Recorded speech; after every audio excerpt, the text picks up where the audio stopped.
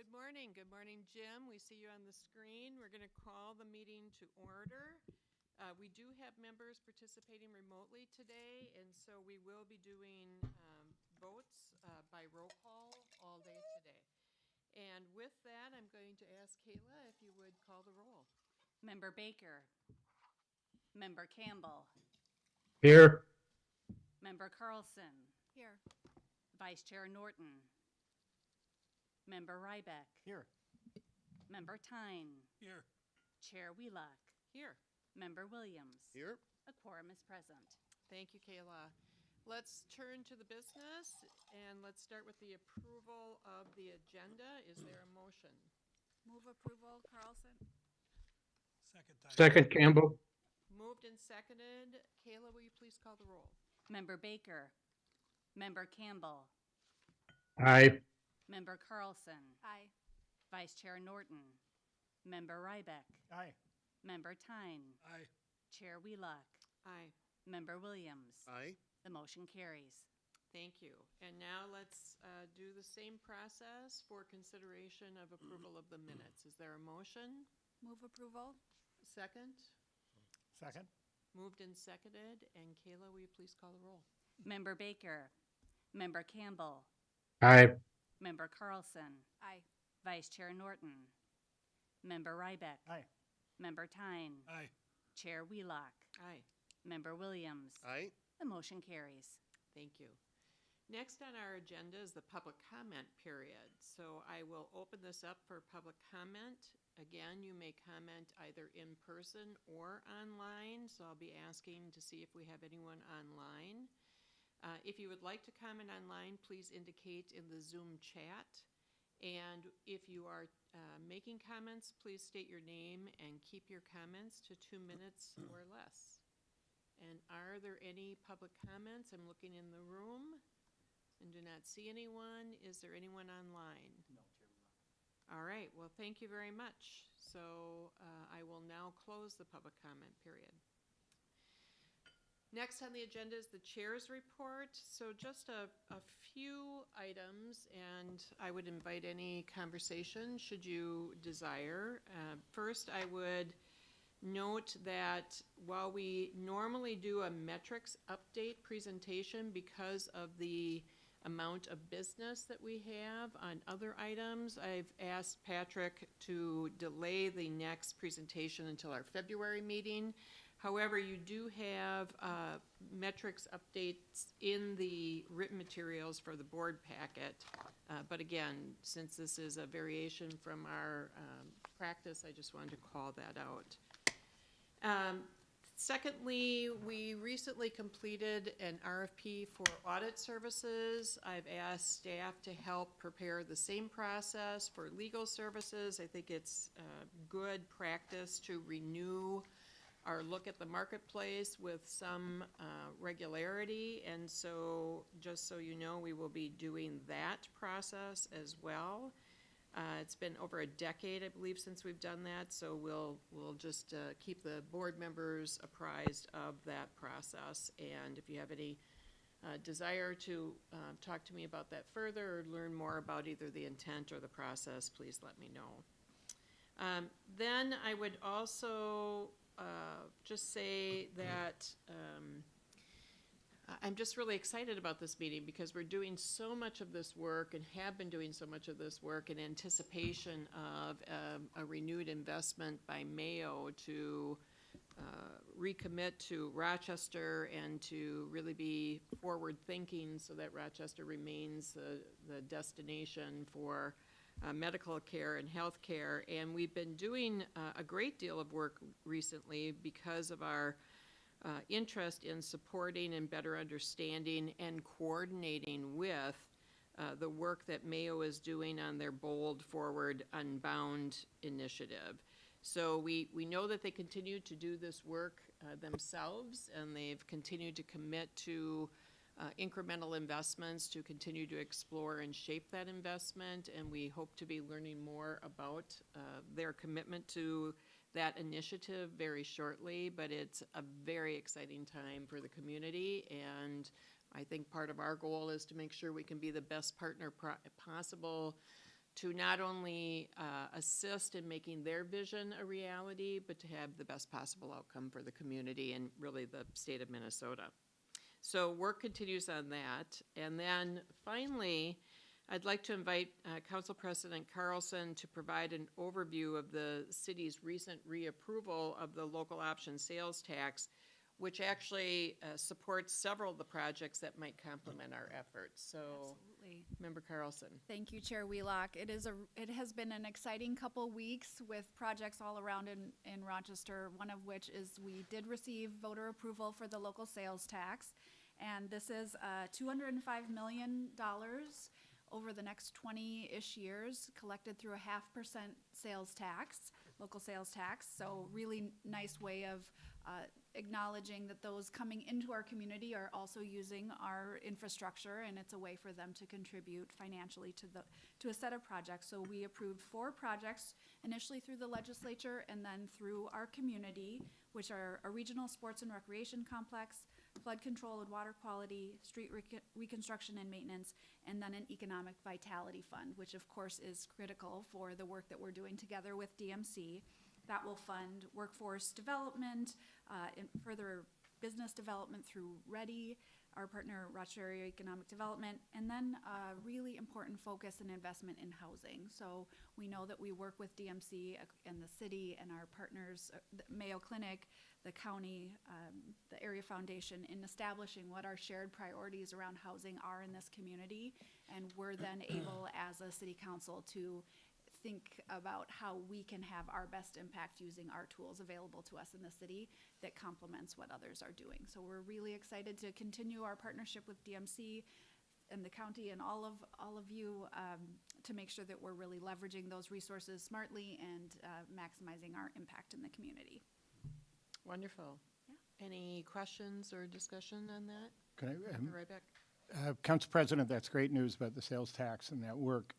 When you're talking about housing, that's obviously really, really good news, and for all of us, and we've talked about that a lot at this table. I do think that if people look at your work or our work in isolation, it's not clear that this body is as engaged in housing as it should be, or yours is engaged in some of the things we've been and done, when in fact, this is a partnership. So I just think as we talk about this, the city can be focused more on housing because we are focused on things. And we need to stay with some focus on housing, but your investment allows us to do things on, say, infrastructure that helps everyone. I just think the more we speak holistically about this, the better. And so it's fantastic news. Thank you, Member Ryback. The last comment that I would make is I'd like to introduce the idea that we have casually talked about through the course of this year about adding some opportunity for our board members to perhaps at the end of each of our business meetings to spend some time together on an informational topic that does not require immediate board action, but would be a good grounding for us to prepare for our work as we move forward, and perhaps allow us to engage with individuals who would not otherwise be present at our business meeting. It would be most likely optional based on the level of interest. Obviously, we would want to make sure we have a sufficiency of board members to actually plan and execute that work. But I'm finding, and I think you, my predecessor in this chair, probably found as well, it's a bit of a challenge to get our necessary work done within the allotted time for our business meetings. And, excuse me, I sometimes feel like we're shortchanging the opportunity for discussion or our knowledge building of issues that we will have to act on at some future point in time. So the notion would be that we would maybe even do it over a box lunch or something at the end of our board meetings. We would not start in February. Obviously, we have our joint meeting in February as well as our regular business meeting. But perhaps in the spring meeting, we would look to try that on for size and get some feedback about how that works and see if it meets your interest and needs. So any reaction to that? I think it's a great idea. I support that.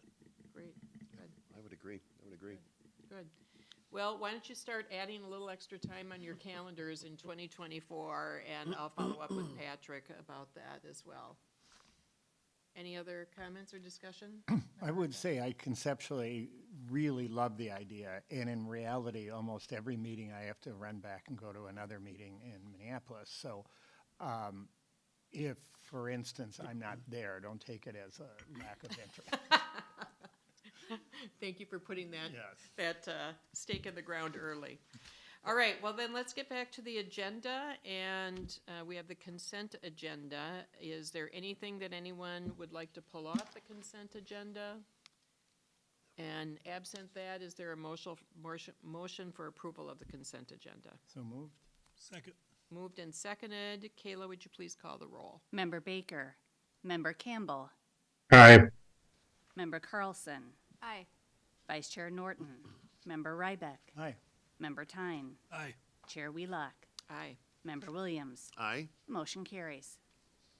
Wonderful, thank you so much. The next item on the agenda, obviously, is the metrics, which I previously referred to, and so now we're going to move it into our discussion items. I'll note that we'll be joined by staff at the table, and we'll also be joined by Dr. Lori Carroll, who is the Chancellor of the University of Minnesota, Rochester. But let me turn it over to Patrick to start our business items. Thank you, Chair Wheelock, members. I think typically a highlight of this meeting is when you hear from Dr. Otley. He unfortunately is doing doctor work today, so he's in surgery. That whole thing. Doing Well, his day. fortunate for his patients that he's there, yes. Unfortunate for us, yeah. Just lay there, I'll be. So he sends his regards, although it was a known conflict as we adjusted this schedule for other reasons.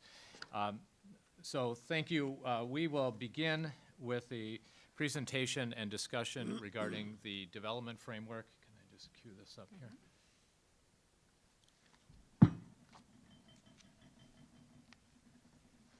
here? So what we would like to do today is to talk about the work that is necessary, but also an opportunity for us in updating the DMC development plan. And you all recall that we did an update in 2020, and we're obligated by the state law to update the development plan at least every 5 years. And so we are anticipating formal update to the development plan in 2025, which seems like a long ways away, but really the work must commence soon to be effective. I've asked Catherine to provide us some notes for discussion and get your feedback on how we might approach this. So with that, Catherine, I'll turn it over to you. Great, thank you so much. Thank you, Chair and members of the board. So first, to sort of quickly walk through, we are legislatively required to do this update every 5 years. The last one was in 2020, and that was the first one we had done, and happened mid-COVID. And these are the elements that must be included that are specifically called out in the legislation. So those probably look pretty familiar. Let me know if there are any questions on elements of that. And then here's an overall timeline. So here we are today at the left-hand side there in November of 2023, where the discussion today, we hope to affirm the plan update scope and the requirements and what you want to see in this update process. And then to come back in the first quarter of next year with the RFP framework, and what we're going to be asking, probably need to assemble some consultants to assist in this effort. In the May meeting next year, to ask this board for action to accept those proposals and execute on those contracts for the sort of high-intensity work period that will occur the rest of the year next year. Coming back in first quarter of 2025 with some, to present the plan for review and public comment, and for adoption in the May 2025 meeting. So that's the overall kind of arc. I don't know if there are any questions on timeline. Okay. So again, the items in the left-hand box here are these required, what we would call the typical elements of a plan. And on the right, for your consideration here today, are some of the, the intention of having this legislatively required update is really to allow us to be nimble, to be flexible, to not say we knew everything that was going to happen in, the ensuing 20 years. So what has changed since the initial development plan was put in place? And these are the items that we on staff are anticipating to be those development considerations that will really impact the vision for the next 5 years from 2025 to 2030. So obviously, as mentioned earlier in the meeting, Mayo Clinic's announced growth is going to have a tremendous impact on the downtown. And where is DMC's role in supporting and enhancing and making sure that elevates everyone's experience in the downtown? We are now kind of, I hesitate to say post-COVID-19, but we certainly have a much better understanding now than we did in 2020 of what those impacts are on cities. And so I think we can address that more in this update. We are going to be entering a period of many, many major construction projects happening simultaneously. I think that will be a defining characteristic of the 2025 to 2030 period. How are we going to address that? How are we going to ensure that businesses succeed and thrive through that construction period, that residents know where to go, that Mayo's interruptions are not in any way impacted by construction? And then there's the macroeconomic place where we are today is very different than where we were when this development plan was initially put in place. We have a very different interest rate environment, as everyone is aware of, that has a profound impact on private real estate development. And then what does it mean to be truly investing in 21st century infrastructure? Not repeating or doubling down on some of the 20th century approaches to infrastructure. What is the future of infrastructure? We have our district energy system getting underway here. Are there other opportunities we should be looking at as well? So then I think the question today here is, are there other major impacts that this board would like to see? And then alongside that is thinking about what are the methodologies or approaches that we should consider to ensure that people are able to find their voice in this update and see their voice in this update. Who's the audience that we are considering? Obviously, of course, the state legislature, this board, but what are some of the other audiences we should be very mindful of as we do this work? And how do we ensure alignment with other planning efforts? We're already having those conversations with our city colleagues and others to ensure as these kind of big visionary discussions are had, we're integrating with all of the other great conversations happening in the community. So I'll leave it there for any comments and Thank you, discussion. Catherine. I think I appreciate the prompting questions here at the end, and I know that there is a shared goal and value around transparency, so I also note and appreciate the regular updates at our board meetings throughout the course of this process so that we can keep the broader community informed on key progress, and let's think about how to use those opportunities strategically. And maybe I'll just start off by asking if we could go back to the previous slide about maybe one more. Yeah, that one. I don't recall what is included in market forecasts and economic and fiscal impacts, and it's not important that I remember that.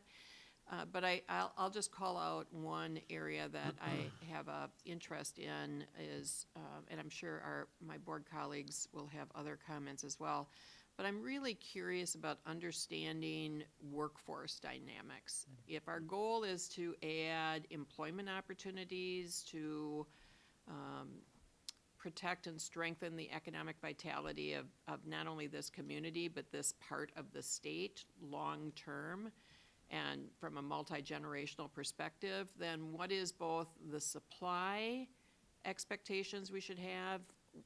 What do we need to consider about training and education to make sure we have a workforce of the caliber that will meet our employers' needs on a long-term basis? So some data and analysis about workforce would be much appreciated, and I'm sure my colleagues will have other thoughts. Yeah, I would just build off of that, and got a couple of thoughts here, and I want to try and capture them quickly. One is around people and humans, actually, and years ago we did, Mayor Rybeck will remember this, we did fantastic work, Jim will remember this, along Franklin Avenue, and after about a decade of building places and bricks and mortar and infrastructure, I was at LISC at the time, and we did a strategic plan, and the assessment out in the community came back saying places have prospered, people have not. And we had really built out the bricks and mortar of the place. And the place really did look better, and property values really were up. But in fact, people were continuing to struggle. I think that picture down, the environment here in Rochester is very different. But the people side of this, the human side of this, which is impacted by the place and placemaking, which I think, again, we've been doing a wonderful job of that, city, county, DMC, Mayo. I wonder in this next iteration of planning if there's a people side to this. And on the actual document here, we talk about addressing community priorities. This is about kind of community engagement, and so the how we do this matters as much as the what we do. And so what are the opportunities for community voice, for community engagement, for community dialogue? I think the work that we've done around co-creation, co-design, actually is a wonderful model for some of that. I don't know how that would fit into here, but I just think there is a people side to this that matters, especially in this third 5-year plan now. The bricks and mortar is rolling, but the people side of it, people want to be part of this. The community wants to be part of this, and it's a little bit different than a traditional land use plan, a traditional market study. So that's saying a lot in there, but I just want to put that on the table. I think that just really punctuates the question that Catherine teed up about how to do this in concert with other entities as well. And Member Ryback's earlier comment about the holistic view of the partnership between particularly the public entities and DMC, because so much of that will require an orientation and of multiple jurisdictions. So I like the idea of thinking about, is there a co-design opportunity here? And as you think about the coordination with the planning that either is going to take place, is taking place, or has taken place with other entities who are even more deeply into that human, I'm going to call it human development in the moment, aspects of the goal that you just articulated. I think it's a fabulous If I can just and the workforce conversation actually It's part of that. is part of that, absolutely. Yep. Member Carlson. Sure, so just building on those really well-said ideas, from my perspective, this is the most collaborative and exciting time really in the history of our city. I think we are at a moment where it requires all of us to work together on these really big, important community issues, but also world issues. Climate change, equity, fighting hate, post-COVID impacts. I mean, we are really facing a time that we have to work together.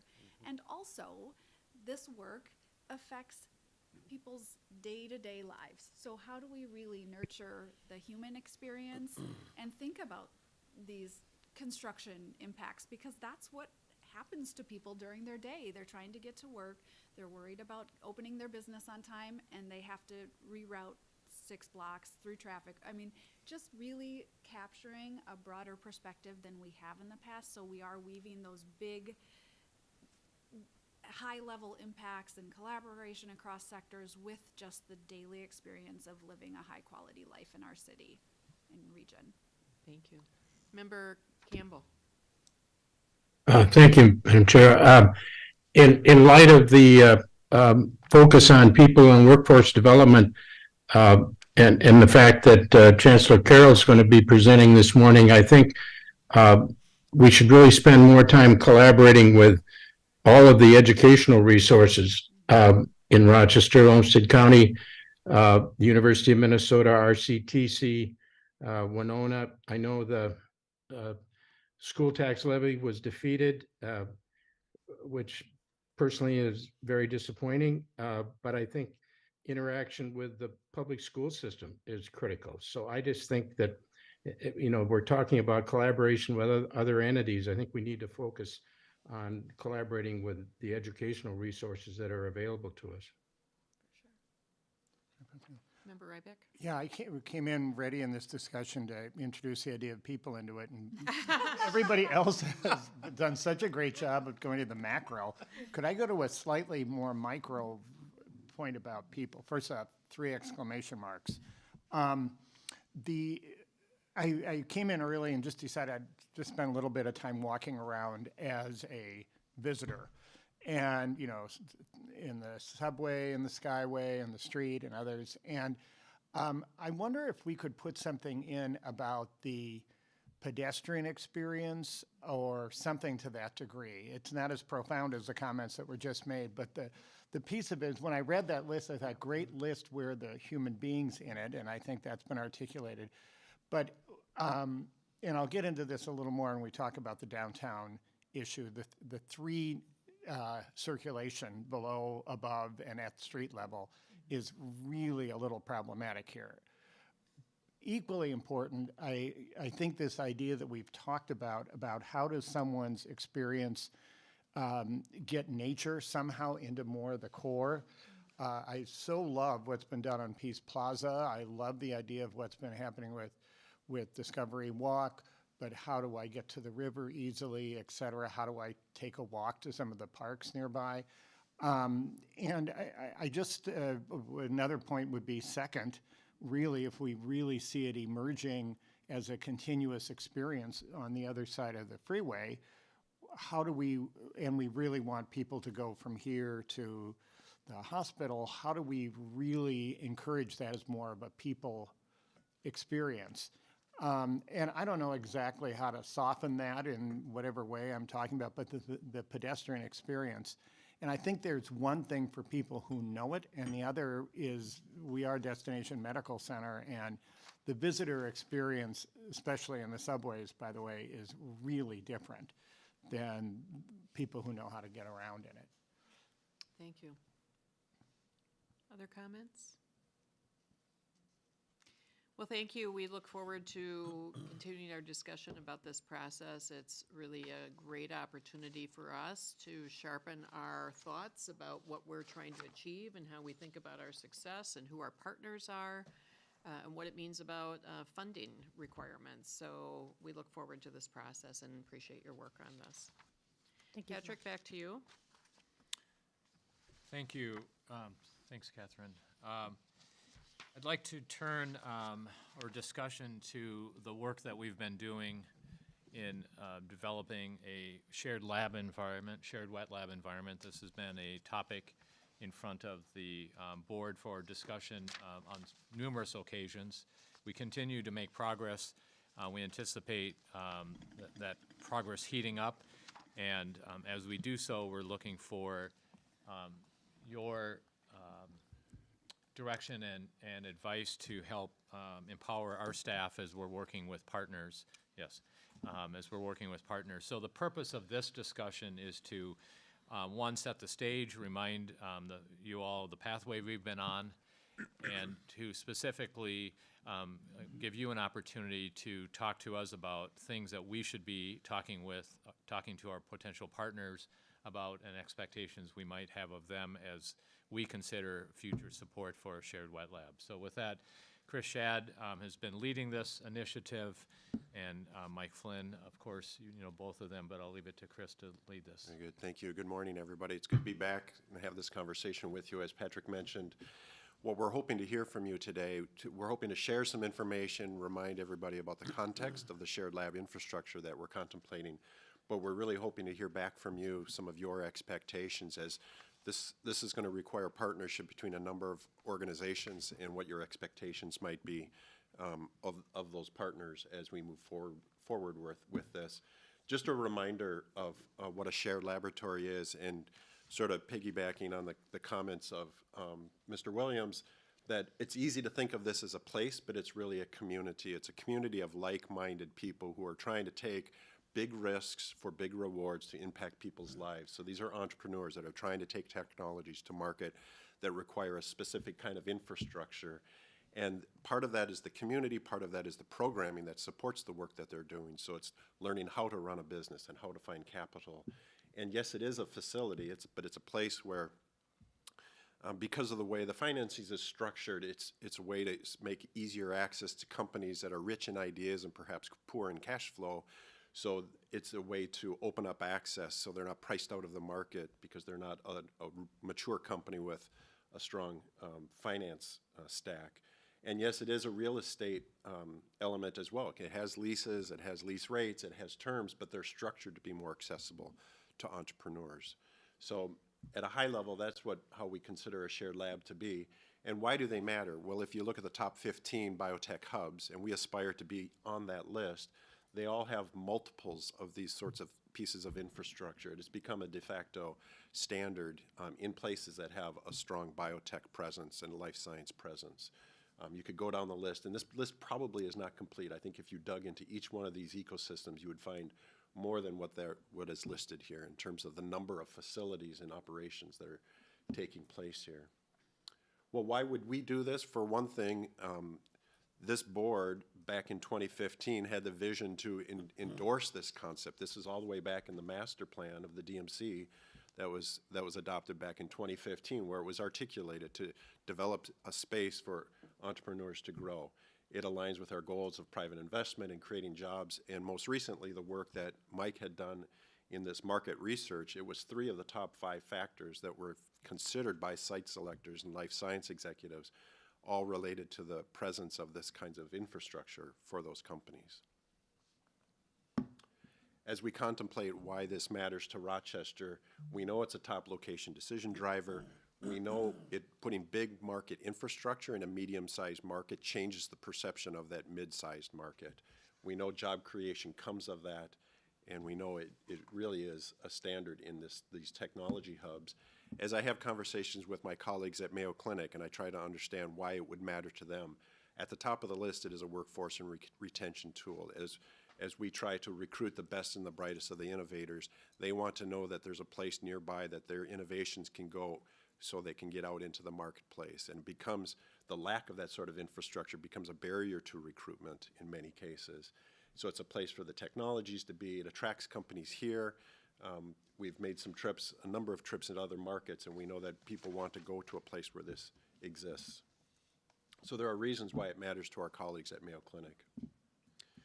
The concept right now, as it currently exists, this would be on the 5th floor of II.Discovery Square, the entire 5th floor, so 25,000 square feet. One can rent a bench and a room full of benches to a private laboratory. You have some of the space has equipment in it that all of the tenants have access to. So while one space that they're leasing might be a certain size functionally, their lab is larger because they have access to equipment that are in part of the other parts of the facility. So effectively, that makes your lab larger without really having to pay the larger rent. We've identified a national operator that would run the programming. That's really the secret sauce to running these sorts of facilities. And tenant recruitment would be a partnership, as it has been all along, and bringing companies to Rochester of all of the partner organizations. How we got here, as I mentioned, it started with the DMC master plan. It included investments in 1 and 2 Discovery Square that this board has made. It involves the awareness and perception study that this board endorsed earlier this year. This has been foreshadowed in our 2024 CIP budget, so there's the potential under strategic development to support the investment in this.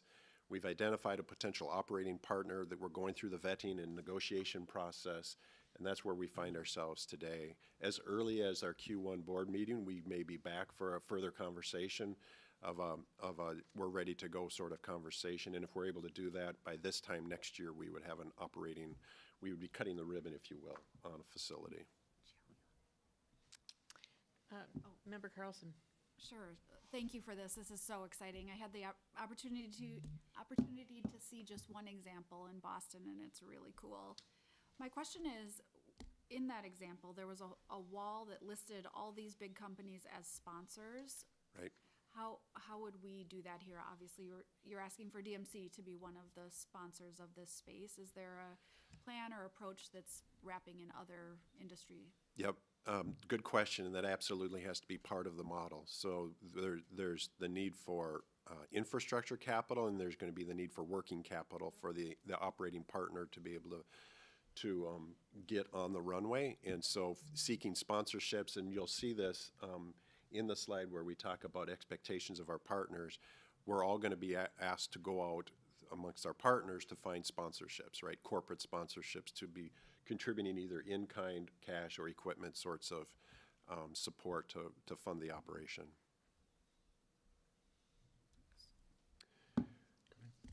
I'm sorry, Member Ryback.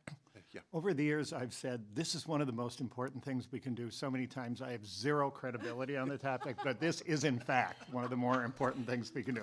Seriously. And here's why. You mentioned Mayo. Right. Mayo matters here, but honestly, this is really not at all about Mayo. No. With the one exception of the fact that one of the big challenges Mayo has in recruiting, I project, but I bet I'm right, is trailing spouses. Gee, I got this great job in Rochester, Minnesota. Well, what am I going to do? Right. The diversification of the economy should really be, and I think has really been, one of the goals here. So why is a wet lab relevant to that? When you think about the startup economy and you think about all the incredible amount of money you have to raise, it moves you more and more toward predictability and less innovation. The less infrastructure you need in the beginning, the more you can risk, the more you can innovate. Right. And when you think about that, then that means that our ability to grow new industries that these trailing spouses can work in and others is made better by the fact that they don't have that infrastructure. Right. It's hugely important to do this because it moves this in the economy in a very different way. But I think some of the key issues will be, one, once a company grows to a certain level, we've got to make sure that there's something in that moves them to a lower priority on using this and really requires them to build their own. Right. We also have to make sure that this is an ongoing permanent piece of the community. Right. Nobody owns this thing. And it's much like a school is a piece of infrastructure that helps grow an economy. So I think this is terrific that you moved this from a super vague conversation we had into this. Great work. Thank you. Chris, why don't we have you go through this last slide and see if there's additional comments then from members. Yeah, thank you. So we list here the four partners, the four sort of core partners. There's going to be a lot of other collaborations and partnerships that are part of this. Ourselves, we might be thinking that we're contributing to funding the build-out of the space as the infrastructure of that space and leading the effort as we have been all along on the brand awareness and the tenant recruitment. We've given a lot of thought to how our other partners might be expected to contribute to this effort as well, from Mortensen, who owns the building, of course, and would be responsible for managing the space ultimately, not as the operator, but managing the space. To your point, Mayor Ryback, the first bullet there maybe speaks to making sure this remains a resource, for example. The operator themselves, perhaps there's a percentage of space that's set aside for our initiatives that don't necessarily align with, it's not necessarily a startup company, but perhaps we're carving out a portion of that space for workforce training, embedded within the midst of all of these companies that are doing that work. So that's not a company that's trying to go to market, that's a workforce training space within a space of companies because the infrastructure exists. Examples like that. And then perhaps some expectations to have around Mayo's participation. And I'm not speaking for Mayo Clinic here. These are some things to contemplate. And obviously there will have to be a lot more conversations around that. But these are some of the things we think of. We're really interested in hearing your feedback on these and other ideas you have. You've already shared and other ideas you might have. Madam Chair. Member Williams. Thank you, Madam Chair. I'm just thinking about, can you go back to the slide that had the other cities that have the list of who else has that lab space? Yeah. Those are all major cities, and so the comment that you made about how can we establish this in kind of a mid-sized city, are there labs like this in the Twin Cities? And what I'm really getting at is there a larger connection between Rochester and the DMC and the Twin Cities, just as a market, trying to broaden the market and not, I'm wondering what other mid-sized city has this capability. or this infrastructure? Minneapolis has UEL, and then they have Incubology over in the sort of the Woodbury area on the east side of the metro. And we have a lot of conversations with them. And as you may have heard, the Greater MSP led this effort on getting designation as a regional tech hub. And we'll be contributing to that effort. The kickoff meeting for the planning for the next phase of that is Monday, and I'll be participating in that and looking for ways to do that sort of connection in that as an example. I think just to pick up on that point you're making, if I heard the point you're making, I made several. maybe so. maybe I'm projecting what I wish you had made. But if you look at greater DC Baltimore, or the San Diego market, or Raleigh Durham, really Rochester, Minneapolis, St. Paul represent and ought to represent one region. And I think we have been the greater we have been a bit parochial in thinking about these as separate markets. And there's a lot of conversation going on right now about how do we function as one market. When we are telling the Rochester story in Europe last week, and Australia this past week, people don't distinguish the 75 miles between where Mayo is located and the University of Minnesota is located. And so it's really about how do we wed these markets in a more meaningful way. The operating partner that Chris has been is working on vetting is in fact a partner that is interested in working in smaller startup markets. So that is a distinguishing characteristic of the operating partner that we are currently in discussion with, is that they are interested in a market like this.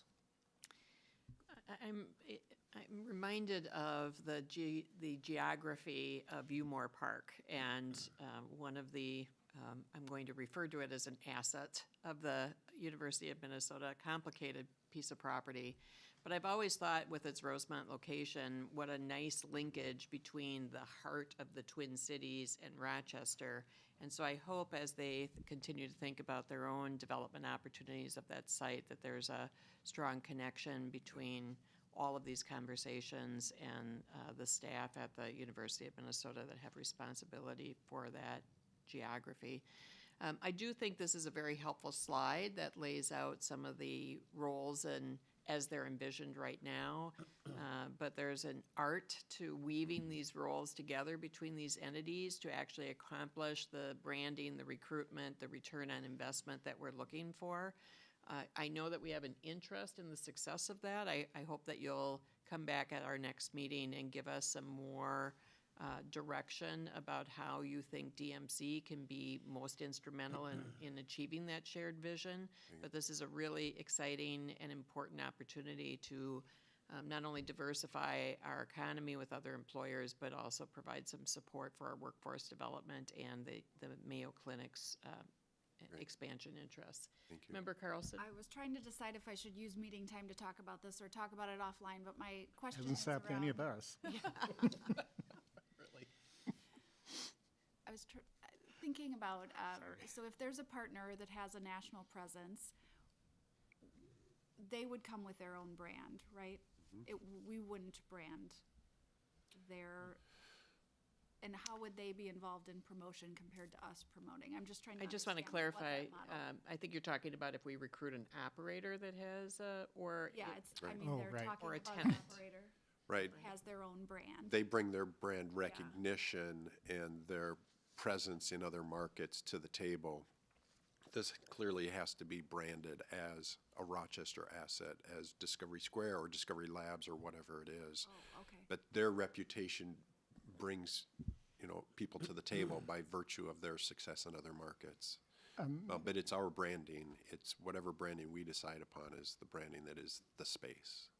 Madam Chair, I just want to reinforce that. I hadn't really thought about that, Council President, but it's super important. This has to be powered by, but the name, we're building a brand here that says the community owns this, not that a company has a benign way of looking at things. Right. So that's a great point. That's noted. Thank you. Yeah, I'm very- sure you've thought of that, but. Very good. Could I just, I'm yes, sorry, could I just underscore, I think, a point about the operator? and I think Chris did a nice job of describing, but a piece that I want to underscore is the operator is likely somebody who operates these facilities in multiple markets. And what we have learned in doing this evaluation is that by operating in multiple markets, it means there is a connection to those markets that wouldn't otherwise exist if it were a locally sort of owned and operated management company. So that's part of our strategy, is the interconnection nationally through operator that has a presence in other communities.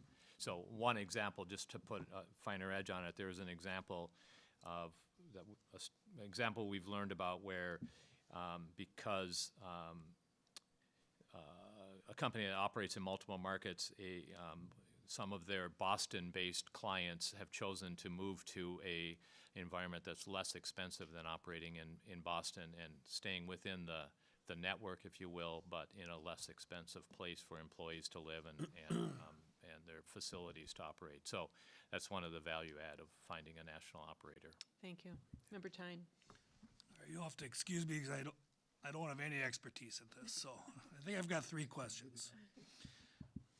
Are the other sites similar in concept? I'm talking the top 15 list, in that they were started as kind of a public-private partnership. Okay. Yeah. The second Do you want to actually respond to that so we can hear it audibly? Sure. I guess I'll use as an example in Boston, for example, in Kendall Square. 20 years ago, Kendall Square is not what it was. What it was then is not what it is today. And there was a significant investment by the state of Massachusetts into life sciences infrastructure, largely in the Boston ecosystem, that made Boston what it is today. It was not that 20 years ago. And so that's a really good analog, that it required a lot of public investment to make that happen. And follow up then, so Boston is happy with their investment. They feel that they've recouped. And It's an extraordinary story to see what has happened in Boston, and in some ways it is like a legacy ecosystem now. It's like sort of a foregone conclusion. Of course you want to go to Boston, but then when you're confronted with the reality of there's been so much demand that the supply is limited, and then therefore you run into the pricing issues that you run into, the cost of living, the cost of doing business. Sure. And that's why these second tier or secondary markets become more attractive than to the people that we're talking to as our operator, because they know companies are looking for that price point that makes more sense to them. okay, I think you may have answered my second question, which was, what would differentiate our biolab from others to allow us to be on this list? And To me, the big differentiator is Mayo Clinic. None of those other markets have Mayo Clinic. They don't have the commitment that the state has made in Rochester. So it's a combination of the presence of the world-leading institution, the extraordinary investment that the state of Minnesota is making into this, and the thoughtful investment that this board is leading us through to make this as a place for people to work and to live. I mean, those really become our differentiators. in addition, I would assume cost of living then. Exactly. So when I look at this list, what is compelling to me is the fact that we are different here and could be on this list. I mean, that all sort of bleeds together up there. But if you put Rochester in a facility like this, right next door to Mayo Clinic, with the intellectual horsepower we have here, we become the unique thing on that list. And that, I think, is what is compelling. Our ability to stand out on this list and say, from an infrastructure standpoint, we can offer everything everybody else can, but you can do it in a community that stands out in a pretty distinct way. I think that's how we get people's attention. Madam Chair. Member Williams. Yeah, if I can just put an exclamation point, and in a regional market that is 75 miles from some of the best med tech healthcare organizations in the country. Good point. So again, as we try to draw interest in capital and people, I think that regional branding, I guess, is going to be important. Yeah. Member Tyne, I think I prematurely moved to the I'm colleague to sorry. my left. That's fine, because you helped. I thought that was your answer. third question. I'm sorry. No, my third question might be premature, but essentially is, how much is this going to cost from DMC? It is premature. We, we have an idea of building out the space. It's shell space. One can look at what it costs to take shell space to specialized laboratory space. It's multiple millions of dollars. How that stack is built is going to be up to this board to help us figure out how we build that stack. Just as a follow-up, at the end of our last meeting, some of us had the opportunity to walk around that space, and it has great potential to be a fabulous space, but it is concrete floors and completely unfinished space. So to your point, to bring it up to the level that it will need to actually be useful for this purpose will be an investment. Member Tyne, back to you. Oh, I think I took enough time. I do think we will look forward to to a further discussion on this and to our specific role around advancing this vision. I would just ask staff to be mindful of my interest in understanding if we are going to be asked to support an investment in the build-out of a privately owned facility, building. I want to understand the reliability of that investment over a long period of time and what happens potentially at some future point of sale. Very good, So, thank you. yeah. Yep, good to know. All right, well then let's continue to move forward. Patrick, we're excited to hear more about riverfront plans. Thank you.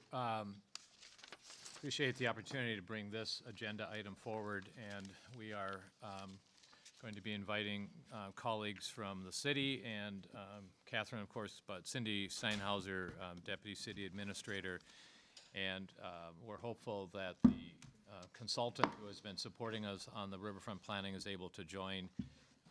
So you're going to have to report in. Oh, great.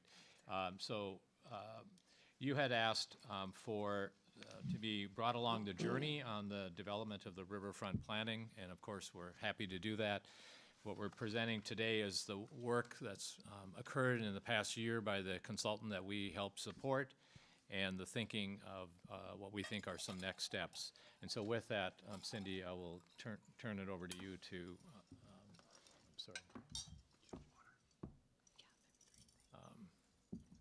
Is that our sequence? Introduce David. Yeah. Yes, thank Okay. you. Yes, thank you, Patrick.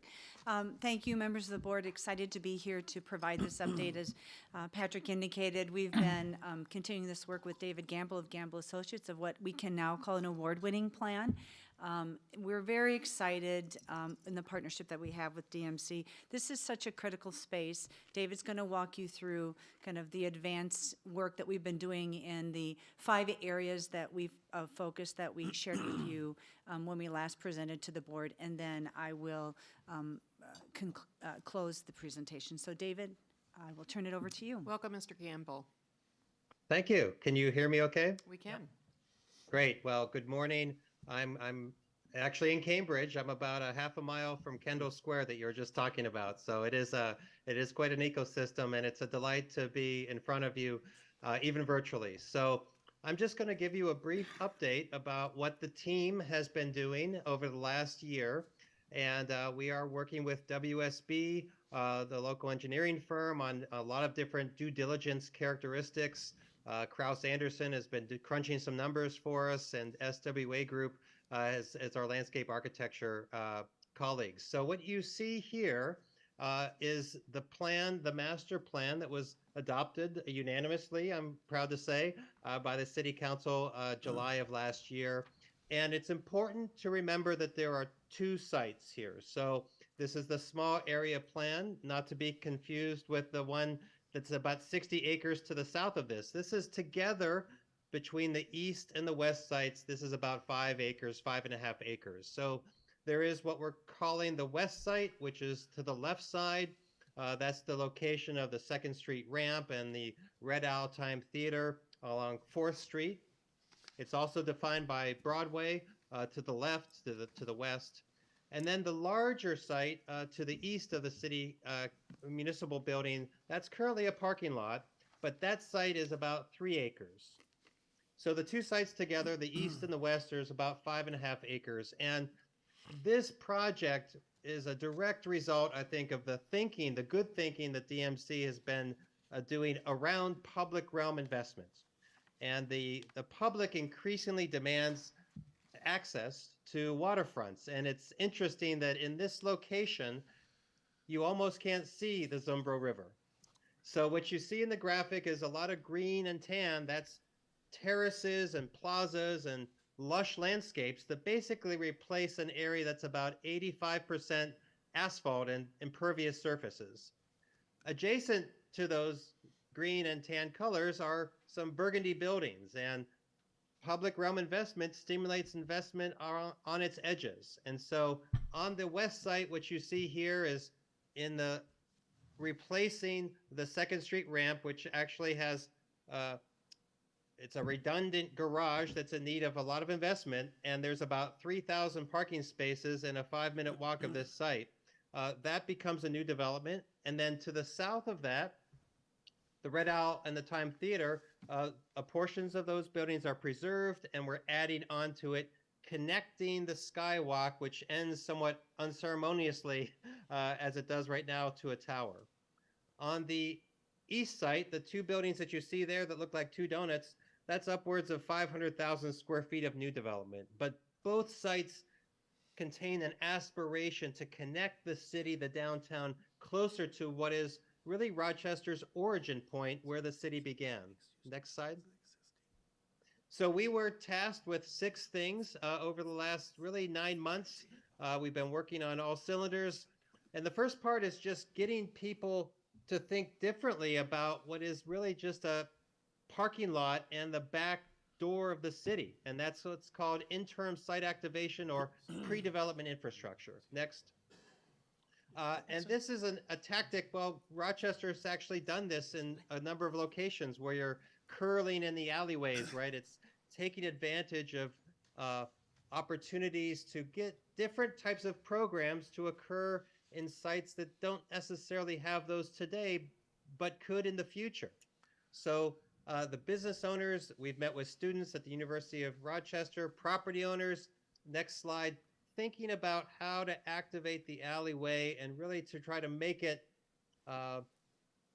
almost like an active recreation spot as an interim use.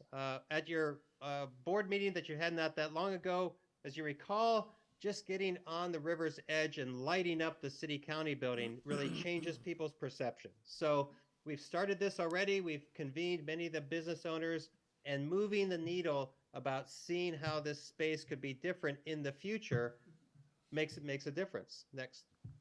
That includes art and murals, etc. This drawing, I just want to take a moment to explain. So what you're seeing here is an idea. The orange bands are the skywalk system, the skyway, right? As it moves over 2nd Street, it's actually not even ADA compliant. It has a fairly steep slope. This project reconciles that by developing a new building on the north side of that site that would actually rebuild the portion of the skywalk that is not compliant to accessibility. And then it extends that orange line to the south, connecting to the Time Theater and the Red Owl. What you see in the sort of blue box is an idea about a winter garden, some type of all-season space that people have talked about that's unique to Rochester, but also gives people a platform to see the river. We think that this site, while complicated, actually would really create a new front door for downtown Rochester. It's the type of backdrop that you would see in the old evening news when they have an image of the city, because it really would build up adjacent to the backdrop of Mayo and the iconic Plummer Building, etc. So the public realm investment here and a way in which it engages the river really does create a new opportunity for the city that's not there today. Next. And this drawing, which, this is not a new idea, actually. There has been conversations about leveraging this part of the city that has the Civic Center, the library, the Arts Center. Imagine new uses that are kind of building on that type of cultural venues and together start to create a much stronger concentration adjacent to the BRT line. So there's so many kind of intersections of transit, public space, sustainability, waterfront that could amalgamate on this property, which again is kind of historic territory where the city began. Next.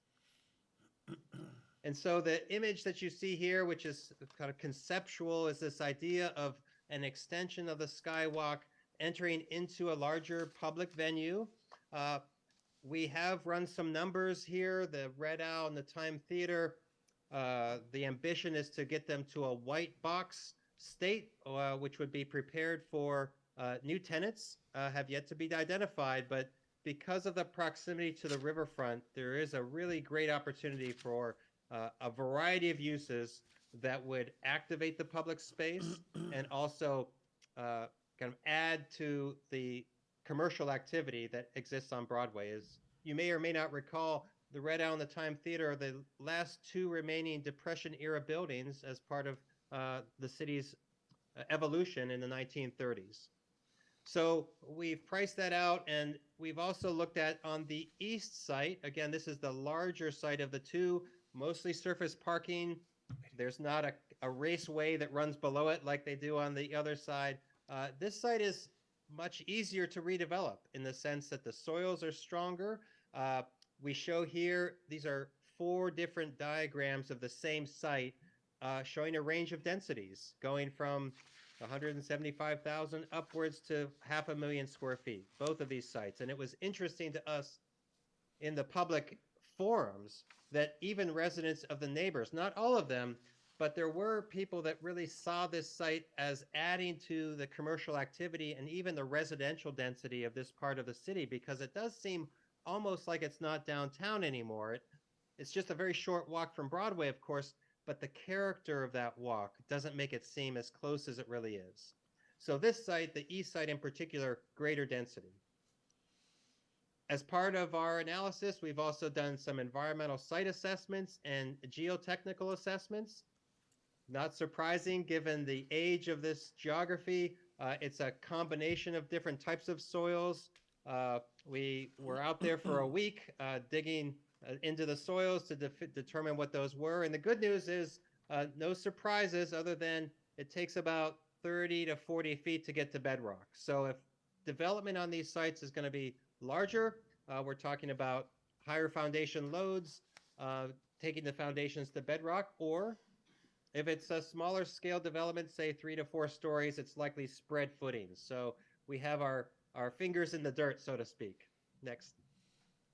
And this is just a graphic to show you. We worked with WSB to identify the most likely locations where loads would come down to ground. So what you're seeing are the orange circles are the borings went down 40 feet.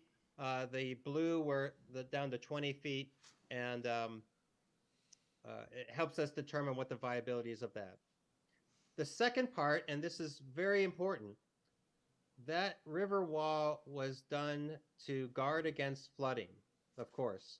And there's actually 2 walls. If you see the image on the bottom right there, that's a section drawing. You're seeing the river walk on the bottom there. There's a wall that leads to the Zumbro. And then there's a second wall, which actually varies in height between 12 and 18 feet.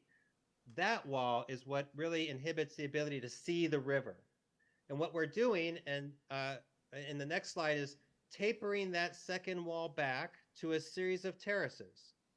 So the colorful image there on the left-hand side is essentially a velocity map of the implications of that. So we've modeled this to a high level of detail to gauge what the increase in flood would be if and when this wall, this bigger wall, gets tapered back with a series of smaller walls. So again, the good news, and we've worked with the Corps of Engineers here, is that it increases the flow of the river rather than decreasing it. This is not like a channel where the soil is lower than the wall. The soil is higher. By tapering this wall back, it actually, in the event of a flood, increases the capacity.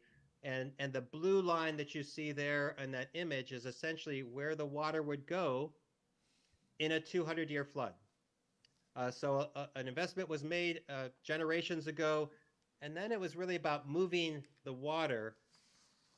Culturally, I think we've come to understand that infrastructure can do more than just that. It can also add to the quality of place. Next. The last part is the RFP, RFQ preparation. So a lot of this due diligence is an attempt to try to take out the variables or the questions that developers would have if they took on one or both sites together. So in this image here, floating up over Bear Creek, you're looking west, northwest.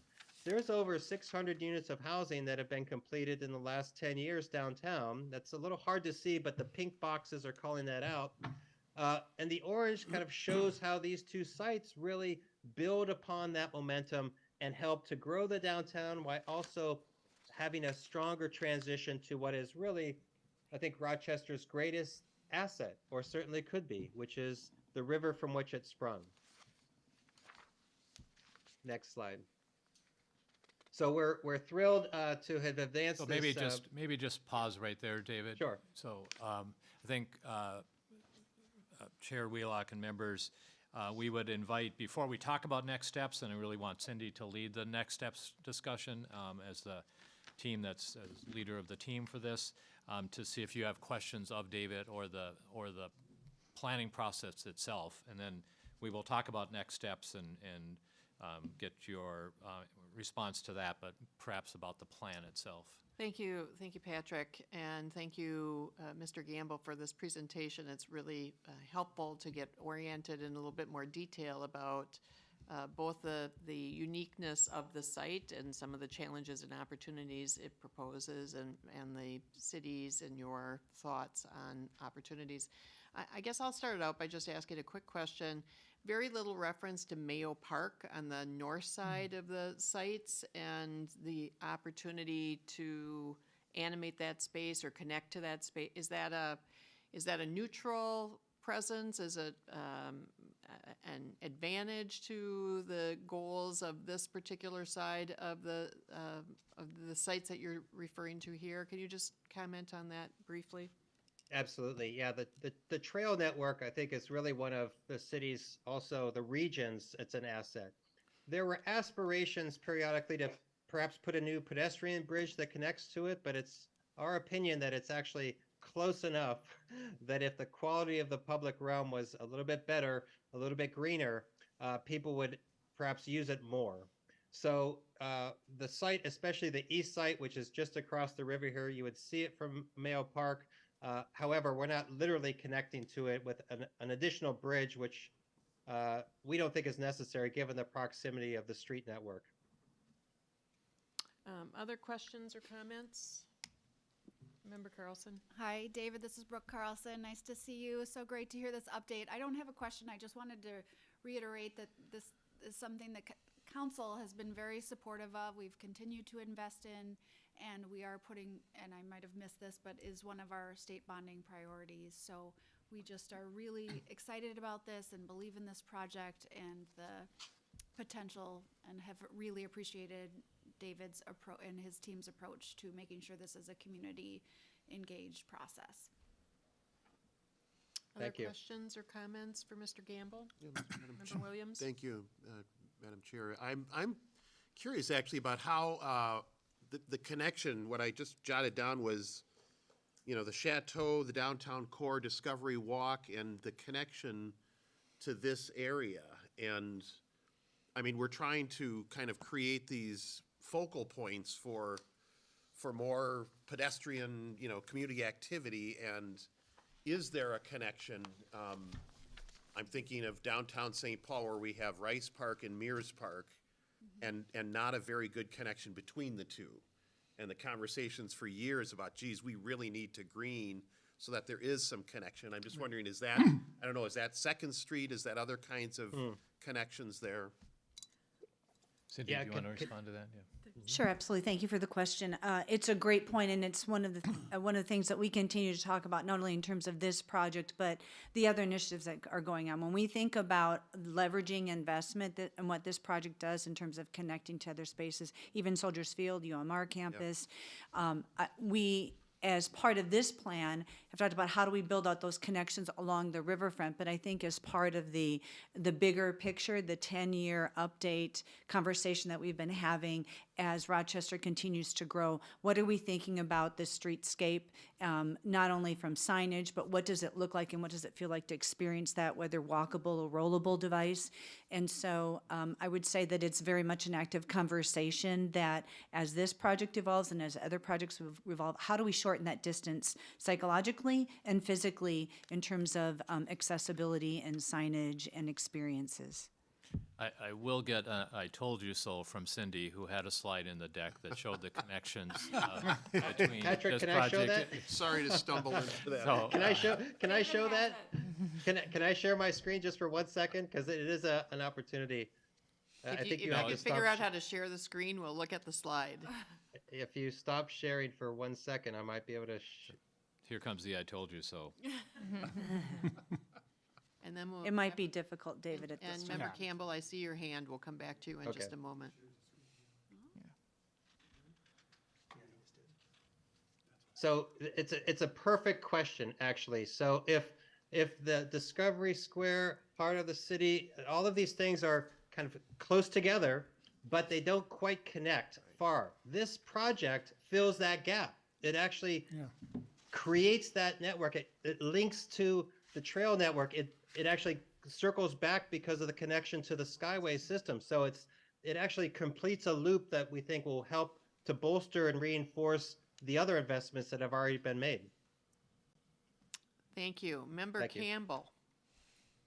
Thank you, Madam Chair. I think Commissioner Tyne and I are sort of a broken record on this. We tend to focus. The historical investment has been made to build these concrete walls to protect us from flooding, but in recent years, the rainfall hasn't been all that significant, and oftentimes it looks like the river is almost dried up. And so my question really has to do, and I don't need an answer to it today, but I'm just curious about looking at the larger watershed district, upstream and downstream. I know there's been a discussion of possibly removing the Silver Lake Dam, and I'm just curious about the bigger picture over a longer period of time about the management of the flow of the water through this. We tend to be focused just in the few block area downtown, but I'm really more interested in the larger perspective in the management of the watershed district, over the next 50 years. It's a great question. And the fact that the Corps of Engineers are thinking at a watershed scale as well suggests that there needs to be investments that are made at the watershed scale that address, yeah. And so most of this, as you probably know, is agricultural runoff. There are strategies that can be deployed, not in the Zumbro itself, but in the tributaries that lead into that, that would be likely on public land, that would allow for some way in which the sediment could be stopped sooner, so that the Zumbro doesn't need to be excavated every 3 years, as it does, in order to create that flow. So the sediment builds up because the flow in the river slows down so much, it allows the sediment to drop. If those strategies can be deployed upstream, that can go a long way towards creating a better flow through the heart of the city. Member Tyne. I'll just echo that. I really like this plan. I mean, it's a great look. It's cool, but unless we can come up with a plan to keep that river looking nice, it's not something that anybody's going to want to hang around. It's we're putting the cart before the horse. I think we need to come up with a plan to keep the river clean before we start investing millions around it. Hear, hear. Member Ryback. This is a really great plan, and so I wanted to suggest a couple additions. They're not criticisms, they're more of, but first off, I just think it is important, especially here. I really want to thank the city for leading on this, because we really shouldn't be in the position of saying how dense or not, or you understand all the context. So this is really helpful. A couple things that I think is that, one is, I think there are some fairly simple things that can be done to existing infrastructure that would allow much more access to the river. I personally believe that Civic Center Drive is overbuilt as it crosses the river, and the ability to take a lane on each direction and create a place where people can be, perhaps even pop-up park, pop-up outdoor experience, whatever, makes sense. Here's kind of an odd one. If you're rebuilding parts of the Skyway crossing this, there does get to be an opportunity potentially to have public space or even a restaurant on top of that, so that you're actually looking out. We don't have to elevate anything to get people on if they're on top of that Skyway, especially if what you're doing is you're creating accessibility. There may be a way to get to the top. I have no idea what structure you have.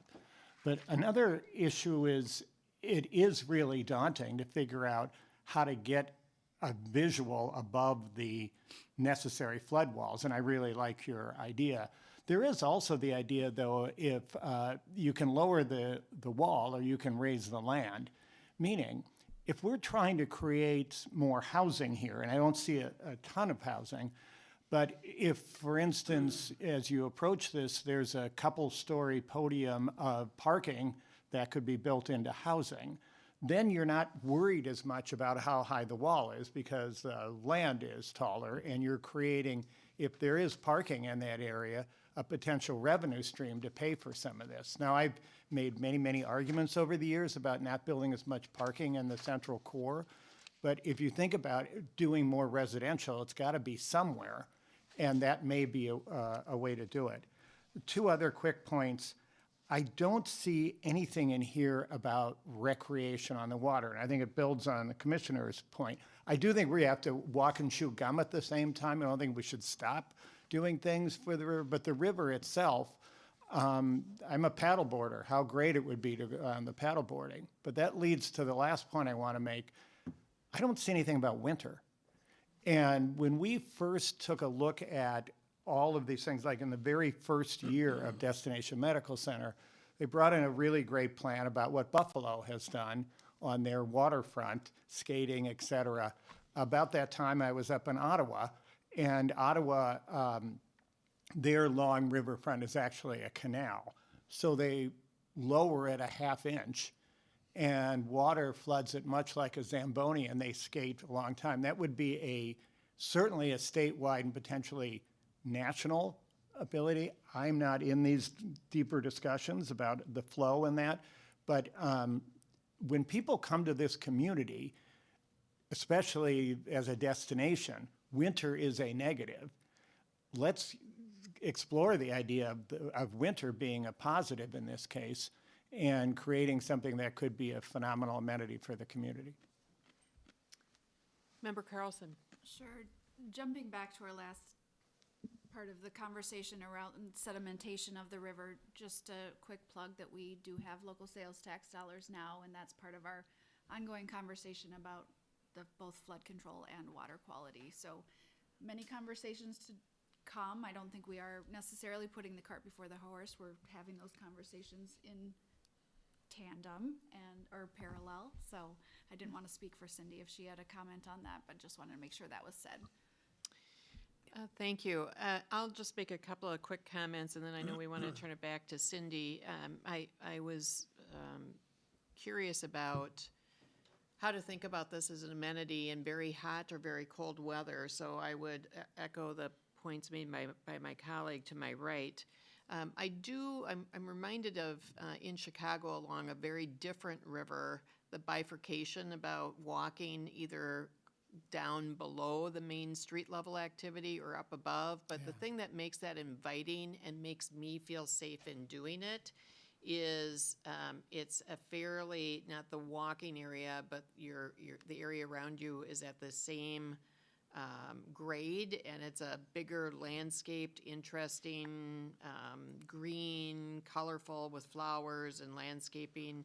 So I look at your revised flood wall, and it still seems like a very, very narrow concrete walkway, and I'm just wondering why I would ever choose to walk on it if I have a reasonable alternative.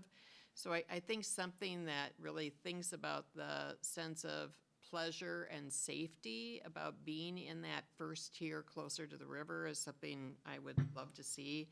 And I do want to punctuate the comments about retail and restaurant opportunities, and it's a pretty passive space along the river, and if there are ways to really be intentional about coffee shops or a restaurant with patios, some kind of, mixed use in those residential developments down along the east side, I think having a destination and a reason to go down there besides the passive use options along the river's edge would be really important, so. Yeah, great point. And I think the adjacent development does really need to engage the open space effectively. Yep. Thank you. Back to you, Cindy. Great, thank you. So, all really wonderful feedback. I will say it's on point with the conversations that we have been having as a team internally, both at the city and at DMC. So, in terms of next steps, we've got 5 major next steps. So, we're going to continue to finalize the work on all the previous items that you saw. We're going to continue to refine these concepts. We haven't talked a lot about community engagement. There's been a lot of community engagement, including co-design in this planning process. That will continue as we continue to refine the concepts and advance them into an implementation strategy. We are going to continue to look at ways to secure capital to support this vision. I'm going to talk about that on the next slide in terms of the current ask that we have before the state. We want to consider very carefully the timing of the RFP or RFQ process we're still landing on.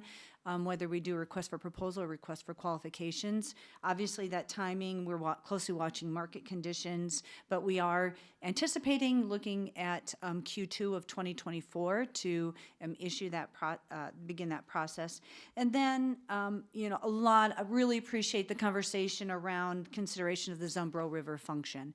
I think it's fair for us to say that we've not been thinking about this in a vacuum. We do think about it as a microcosm of a bigger picture, whether it's the watershed picture, whether it's the relationship to the commercial activity in the adjacent downtown, whether it's the relationship to all the investment that's happening publicly and privately, whether UMR, your investment in Soldiers Field and Discovery Walk and 6th Street corridor improvements and riverfront connectivity.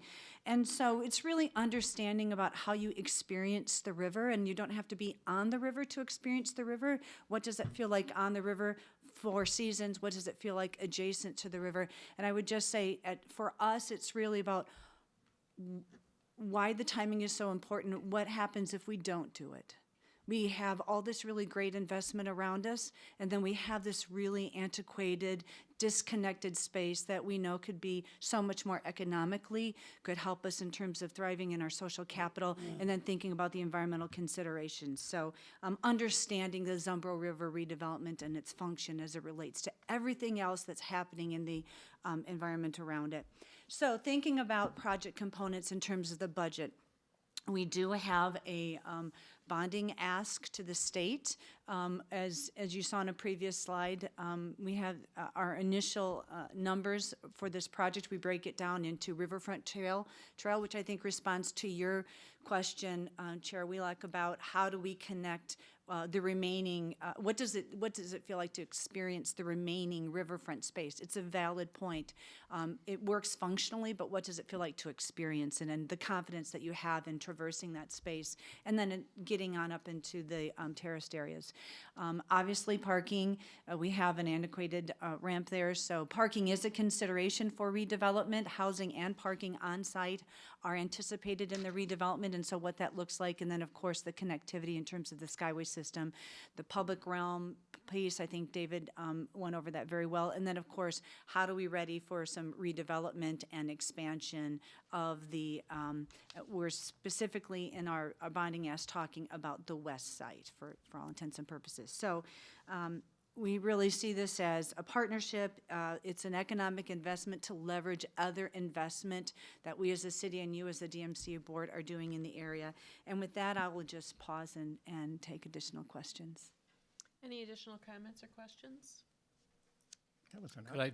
Could I just add that it's probably important to note that the transit development also, the progress we're making on Link also contributes to this potentiality.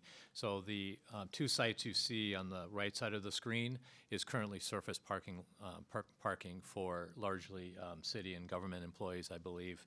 And then the parking ramp that Cindy is referring to is functionally obsolete. So there is, and so the idea of removing that much parking can only take place in the context of adding new systems, including the bus rapid transit system. So as we talk about the linkage between this and other things, that would be another example. I see Jim Campbell has his hand up too.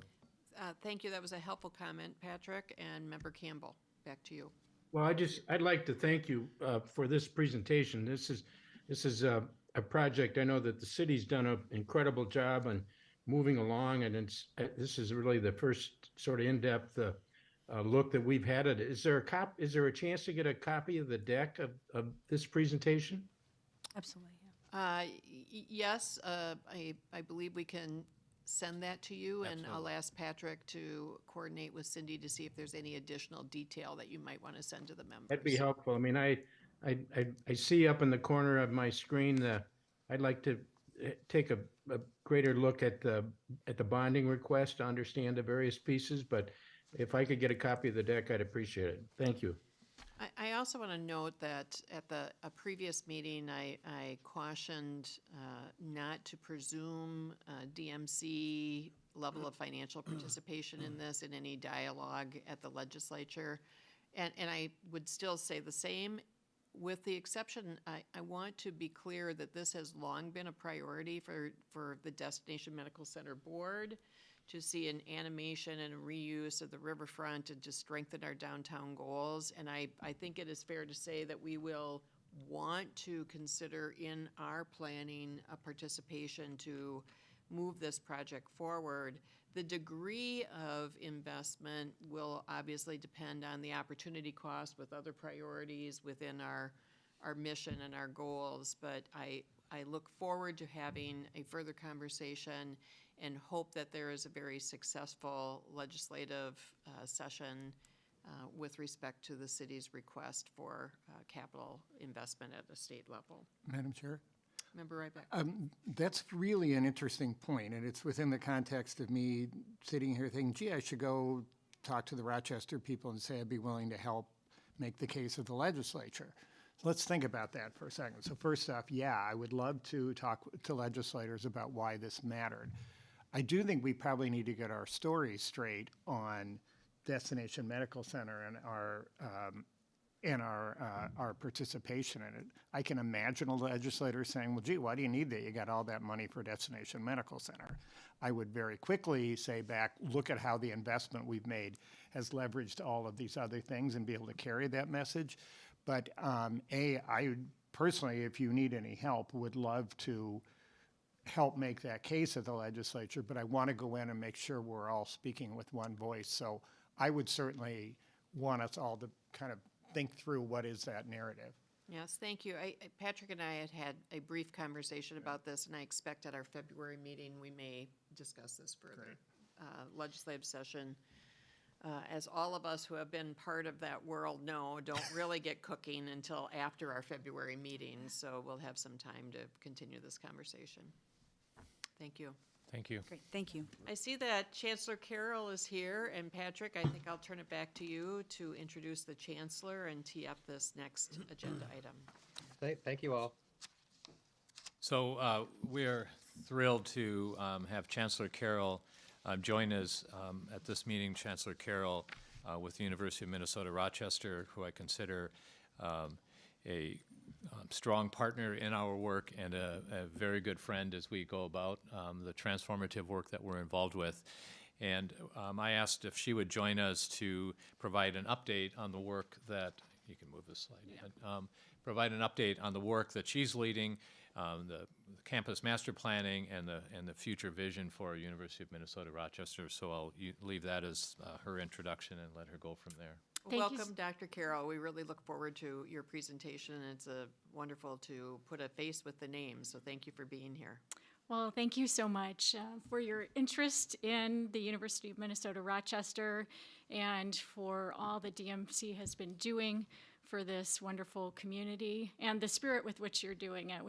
It's just wonderful to listen to the planning, and I had a student with me, but she had to go to class. So we decided that was her priority.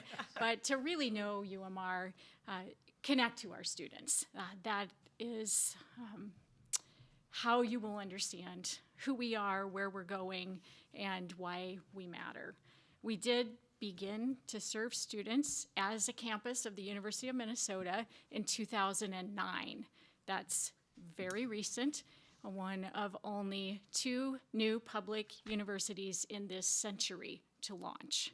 So last summer we had the first 10-year reunion of the first graduating class. So we are writing the early history of this University of Minnesota campus. In the beginning, as a startup, we needed to be distinctive in the market. And there were 2 ways that we became distinctive. And I know so many people contributed to getting forward on this distinctiveness. And citizens worked over decades, and we are so grateful. And there came a moment where decisions needed to be made. And so the focus for students on health and health careers is certainly appropriate for where we're located, and there are such needs. So that academic focus, students are going to study health, and we are a University of Minnesota, a Research One institution.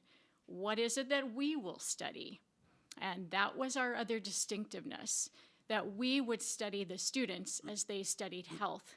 So our faculty, regardless of discipline, have their primary research focus on student learning and development. And we apply their results to practice. And that is our route to inspiring transformation in higher education. Hence our vision, which is twofold, 2 ways of being distinctive. In this short history, much has happened. Many of the concepts that have been put into place have proven to have strong student outcomes. We're thrilled about that, and we want to keep learning.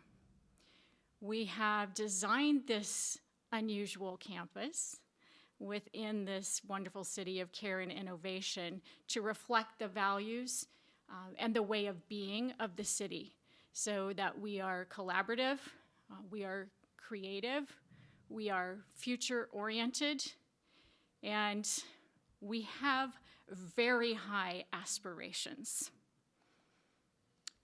We've made the progress we've made so far with 3 principles, and those principles are with us in every decision. The first principle is that students are at the center, and nearly every campus will say that so, and yet they didn't have the opportunity we had at UMR to design from a blank canvas.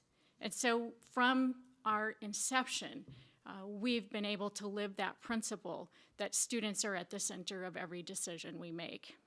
The second principle is that research informs practice. It's one of the great ironies in higher education, particularly at Research One institutions, that we have educational research about how people learn, about how the adolescent brain becomes the young adult brain. There's a mystery. We have lots of relevant research that we do not apply to our own practice at scale.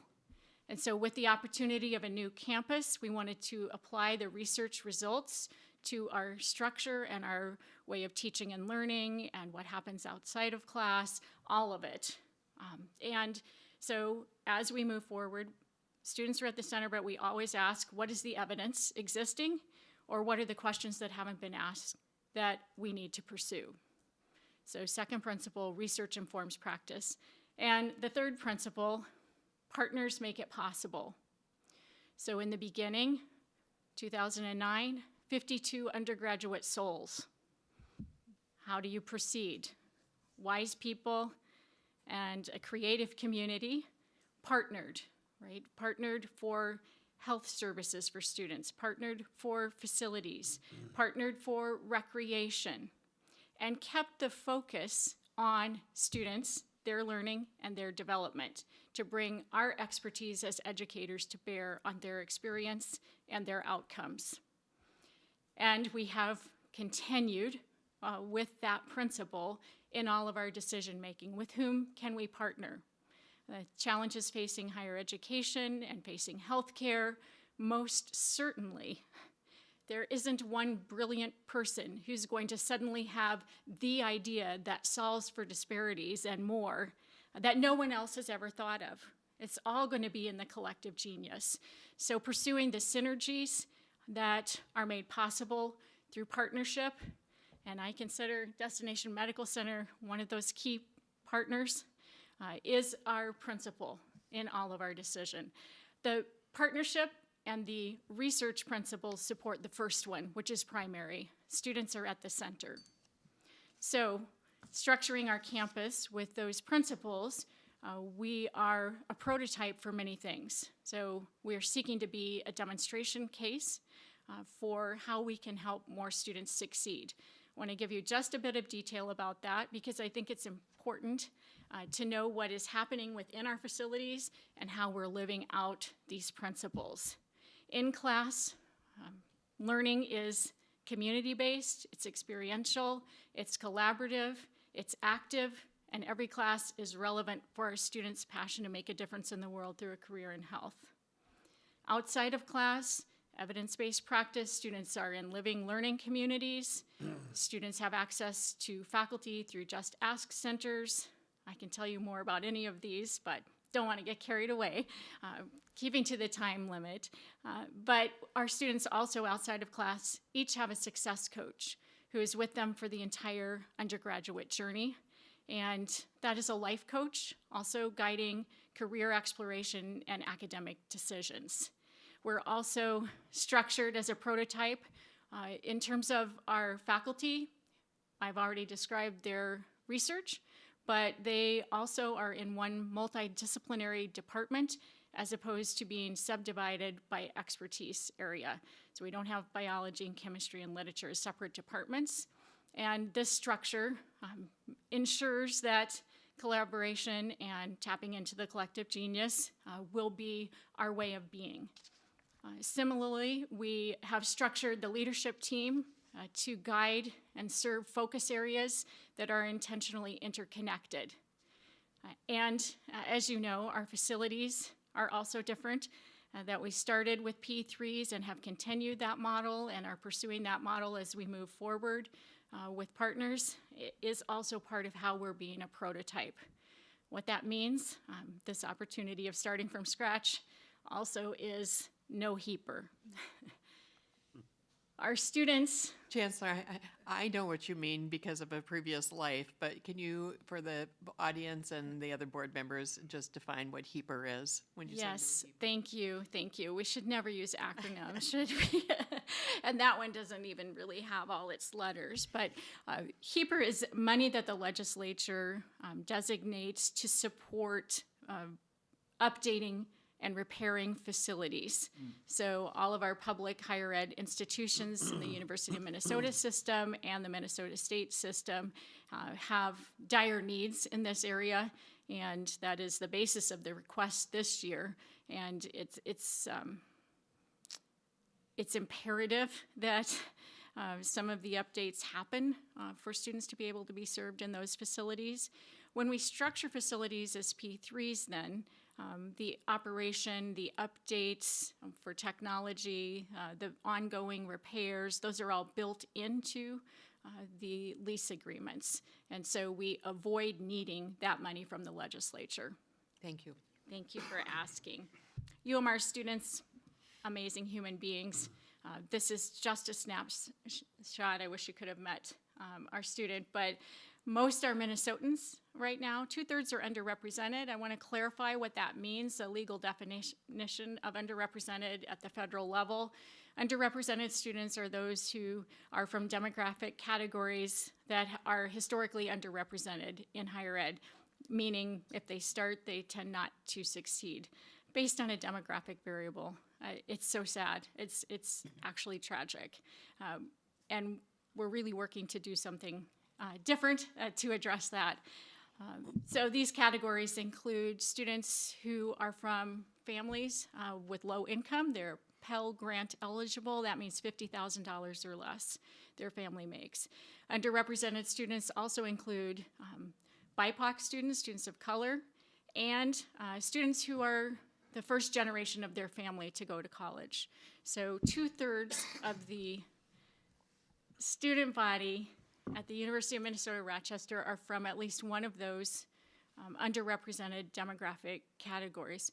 What a rich and beautiful student body we have. The learning is deeper and better, and we're happy with that last line here. There are no disparities at present given our research-based practice and our other principles as well. We've structured our curriculum in a different kind of way as well. So rather than adding on many, many majors and minors within one efficient, creative curriculum, students can make their way into thousands of different careers in these 6 categories. The majority of students are in the patient care and research and discovery categories at present, and we're always looking for those partnerships with industry to see what's next. Emerging health technologies is one that we are currently expanding. This curriculum happens with 2 first years where there is very little choice and a completely individually planned senior year. And that keeps it efficient, and the majority of our students are graduates. And when I say majority, in this case, it's 94% of our alumni graduated in 4 years or fewer, all representing these various pathways. This slide has a lot of blank space on purpose. There's nothing we like better at UMR than whiteboards, empty whiteboards for design thinking, for combining imagination with evidence. In higher ed, in this new era, there are significant issues. Key among them, we need to get the cost for students down, and we need to get the outcomes up. More students need to be successful. These are our problems, not the students' problems. So we are working on designs that address those 2 challenges in higher education. That first design we've called Next Gen Med. Students are completing a Bachelor of Science in Health Sciences with all its rigor in 2.5 years. This is through partnership, using evidence-based practice. It's a prototype as well, and we have 2 cohorts now going through this program. It's part of a broader experiment we're leading nationally called College in 3. We began with 12 pilots. That has been expanding. We are hosting these conversations on these campuses, first with big picture questions and then into design that includes students as to how we can lower the cost with shorter programs while also embedding the evidence-based practice that gets better outcomes, we hope equity. That College in 3 is being supported at the national level. Senator Klobuchar has advanced that work. There will be a vote, we hope, in December. And the Department of Ed is moving toward designating these designs as experimental sites, which could help with some design funding, though the programs can be financially self-sustaining. So as we continue to design, it's imperative that industry partners are part of those conversations. We do it differently. Yes, that's true. We're strange as a campus and proud of it. And I hope this brief description of what we do brings some further understanding to why we're doing it differently. And that's to do it better because we exist for one reason, to develop human potential. The students are at the center of everything that we do, and that does include facilities. So here you see the heart of the city and a next-gen student. He is also in a commercial. If you've seen the University of Minnesota commercials for our research, he is featured. So if you haven't seen those, please enjoy when it comes up. But we are in the midst now of our long-range facilities planning. We have a 2014 campus master plan, and for DMC and UMR, my, have things changed since 2014. It's our turn for a new plan. We have consultants, we have community dialogues and surveys, all the kinds of processes you would expect. It is a campus and climate action plan. Really important that we meet our own university goal of carbon neutrality by 2050, and these plans need to fit within this. We are talking about the programs and the partners, DMC's plans, the city's plans, Mayo's plans, and how we as a vibrant contributing partner can work within those plans. And it's an exciting time to think about the facilities, but first to think about the principles through which we operate. So we are pleased to have support, national media attention on the college and III design, given the real difficulties with cost and outcomes that higher ed faces. And we're just pleased to be partnering with DMC. I am so grateful to be able to have conversations with Patrick. Thank you, Patrick. He comes up to my office. I think it's for the view, but I have the view of heart of the city if you haven't been up there. I look forward to partnering as we move forward. I mean, we're on an incredible journey. When we look at the 14th and 15th years of the Twin Cities campus of the University of Minnesota, the Civil War was going on.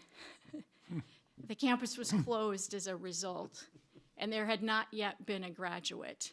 So when we look at our outcomes to date in a completely different era, we are pleased. We think we have built a prototype, and we are really looking forward to designing into the future with partners, using evidence for students. I'm open to your questions. Well, thank you, Chancellor. It's very exciting to have you here, and for my colleagues on the board, just perhaps a little-known fact, in 2014, when that last campus plan was adopted, I was actually employed by the university and responsible for the area that was working with your predecessor on the development of that plan. And it was very impressive at the time about the innovative, adaptive, flexible model in all respects, but I think you are moving to an even stronger plan that will meet your educational objectives and really be integrated with the goals and priorities of the community. So I'm very excited about the work that you're doing. I'm going to tee up a softball question for you as maybe the first question, which is, how can we be helpful in having the University of Minnesota Rochester's plans and visions and aspirations become reality? Oh, thank you so much for that question. The first reality is you've already been helpful. So if it was organic or inadvertent, let's get more intentional about that as we move forward. One of the pieces of that intentionality is related to the recruitment of new industry businesses to locate in downtown Rochester. And the sooner we can be in conversation with those who are coming in, the better we can meet their talent development needs, their workforce needs. So with the Next Gen program, for example, faculty are responsible for curriculum development, and they were in conversation with business administration leaders from Mayo that changed both the curriculum itself and the design of their program, but also the way that those hiring managers were recruiting and what they were identifying as important. So we got to shared understanding of the proficiencies they needed, and we aligned those with our learning outcomes and developed a series of badges to motivate all of that, to get the young people ready for the beginning of their careers in those specific spaces. So if a group is coming in and they are aware that there's a University of Minnesota campus here, we want them to be in contact with us. We are ready to be responsive and agile, but the sooner those conversations start, the better job we can do at providing the talent they need. Other questions? Member I Carlson? mean, what are the chances that we are in a moment in our history that we have a university who can just say, tell us what you need and we'll create pathways to populate the businesses that come here? That is incredible. So when I said earlier, this is one of the most collaborative and exciting times in the history of our city, the first person that comes to mind is Chancellor Carroll because of her leadership and how willing she is to make sure that we are truly meeting the demands and workforce of our, the demands of our workforce, but also making this a vibrant community. It is one of the coolest things to see just groups of students roaming around downtown. It just makes my heart so happy, and using our restaurants and now new sort of business ideas are coming up to populate spaces that have the ability to serve those students and faculty. So it's just, we're so lucky to have her. Well, thank you, President Carlson, for the encouraging words. And also, I think I could continue to answer your question based on that response, is that the safer and more vibrant the downtown of Rochester is, the faster we will grow. And our young adults are looking for inexpensive fun and gathering places. They are not looking for intoxication. And I think it's important for me to state that rather clearly. Nearly all of our students are underage and also incredibly studious. And that's not the kind of fun we're asking to grow up in downtown Rochester. But, you know, the need for inexpensive entertainment for young adults and knowing they'll turn out well. The weather this fall, it changed overnight, I think, but has put our students more on display. They've been out of the skyways and downtown. I've been getting so many comments about the vibrancy that our diverse student body brings to downtown Rochester, and you know, thinking about ways to continue to expand that is important. And just make a note here in terms of things we can all do together. Every city is challenged with homeless individuals, as are we. Our students make a case study of the situation and our response to it as a community. There are so many systemic variables here, and yet how we proceed together to address and support homelessness in our community is of interest to our students. They have such a strong appetite to, the vision statement is true, to really solve for some of these, like, number one is climate for students, you know, and homelessness, particularly as it's visible as they go from the Student Life Center, our repurposing of the Doubletree Hotel to University Square and on to Discovery Square. They encounter homeless individuals every day. So I think how we respond to that is really important. So vibrant, safe, fun downtown will bring more young adults. Partnering on facilities, gratitude for what has already been done, and then as you attract more and more businesses to downtown Rochester, that we would have the opportunity to speak with them earlier rather than later. We can be a conduit for students with expertise in areas that aren't offered here throughout the University of Minnesota system. There are all kinds of things we can do, and that's the kind of place we want to be in partnership.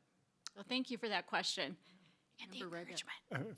First up, Madam Chair, I appreciated your humility, and I worked for the university, and we're kind of running the joint, but yes, it's very, thank you. And by the way, Patrick has shared with us what a great partner you've been, so it's fantastic.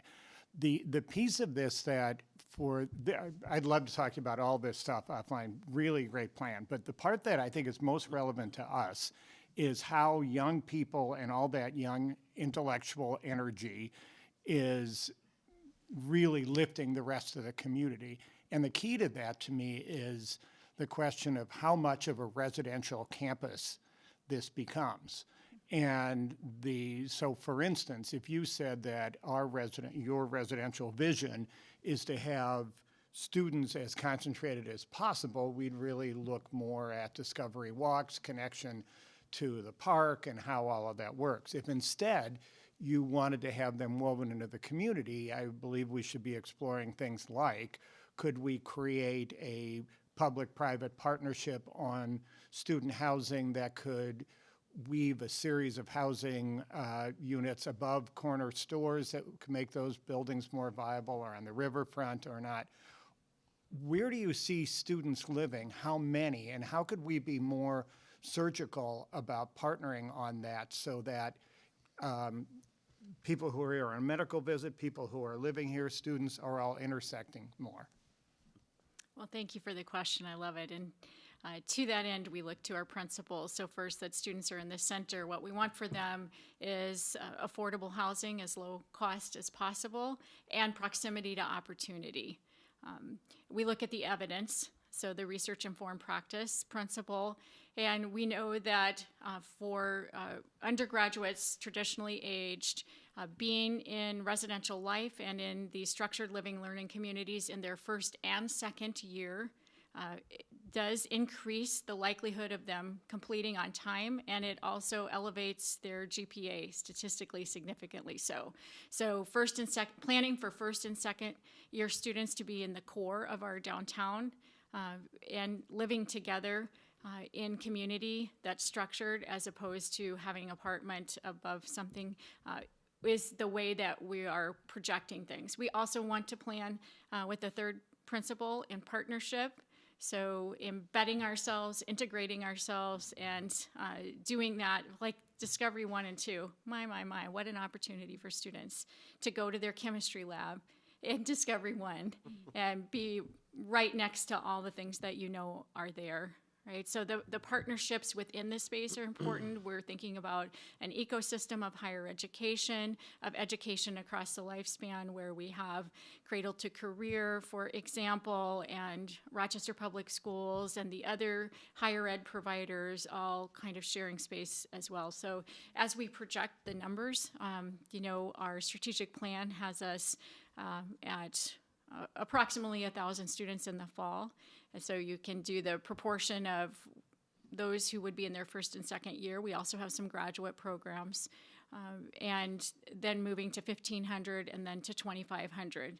And of course, those plans could evolve, but that's the way we're going about our campus and climate action planning now with those numbers in mind.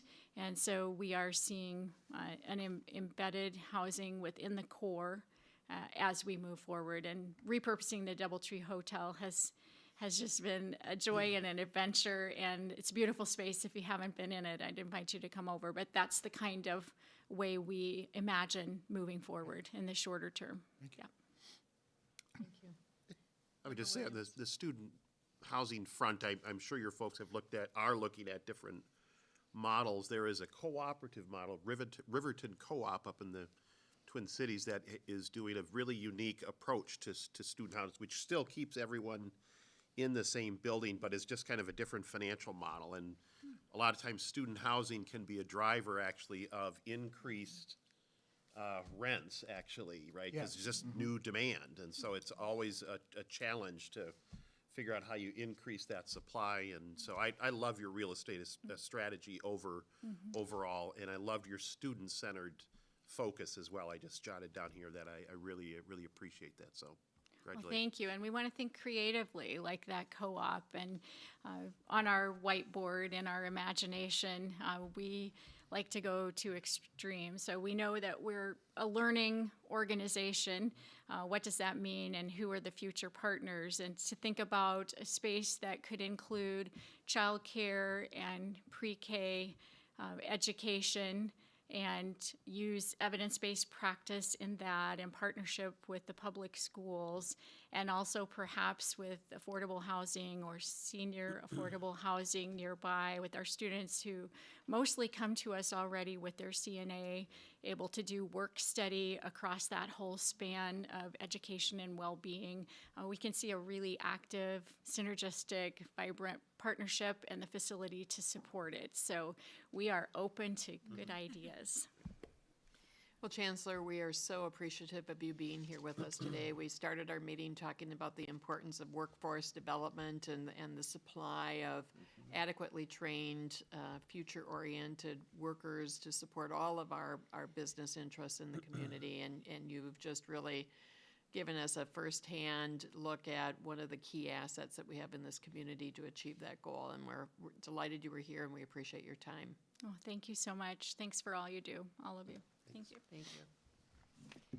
All right, Patrick, we're next on the agenda. I believe we have all of the status reports. There's no particular presentation, but we know that members may have questions or comments. And I think just to warm up our group, I'm curious about in the project previews, Rochester, just like every other community with development goals, is struggling about the higher interest rate environment and what impact that has on the feasibility of many different kinds of investment opportunities. And I'm wondering if you just can give us a little commentary about, not anything in particular, but just environmentally, how you find the higher interest rate environment to probably propose some challenges to your development goals. If there's anything you want to add to that. Yeah, thank you. I think you're referring to pages 42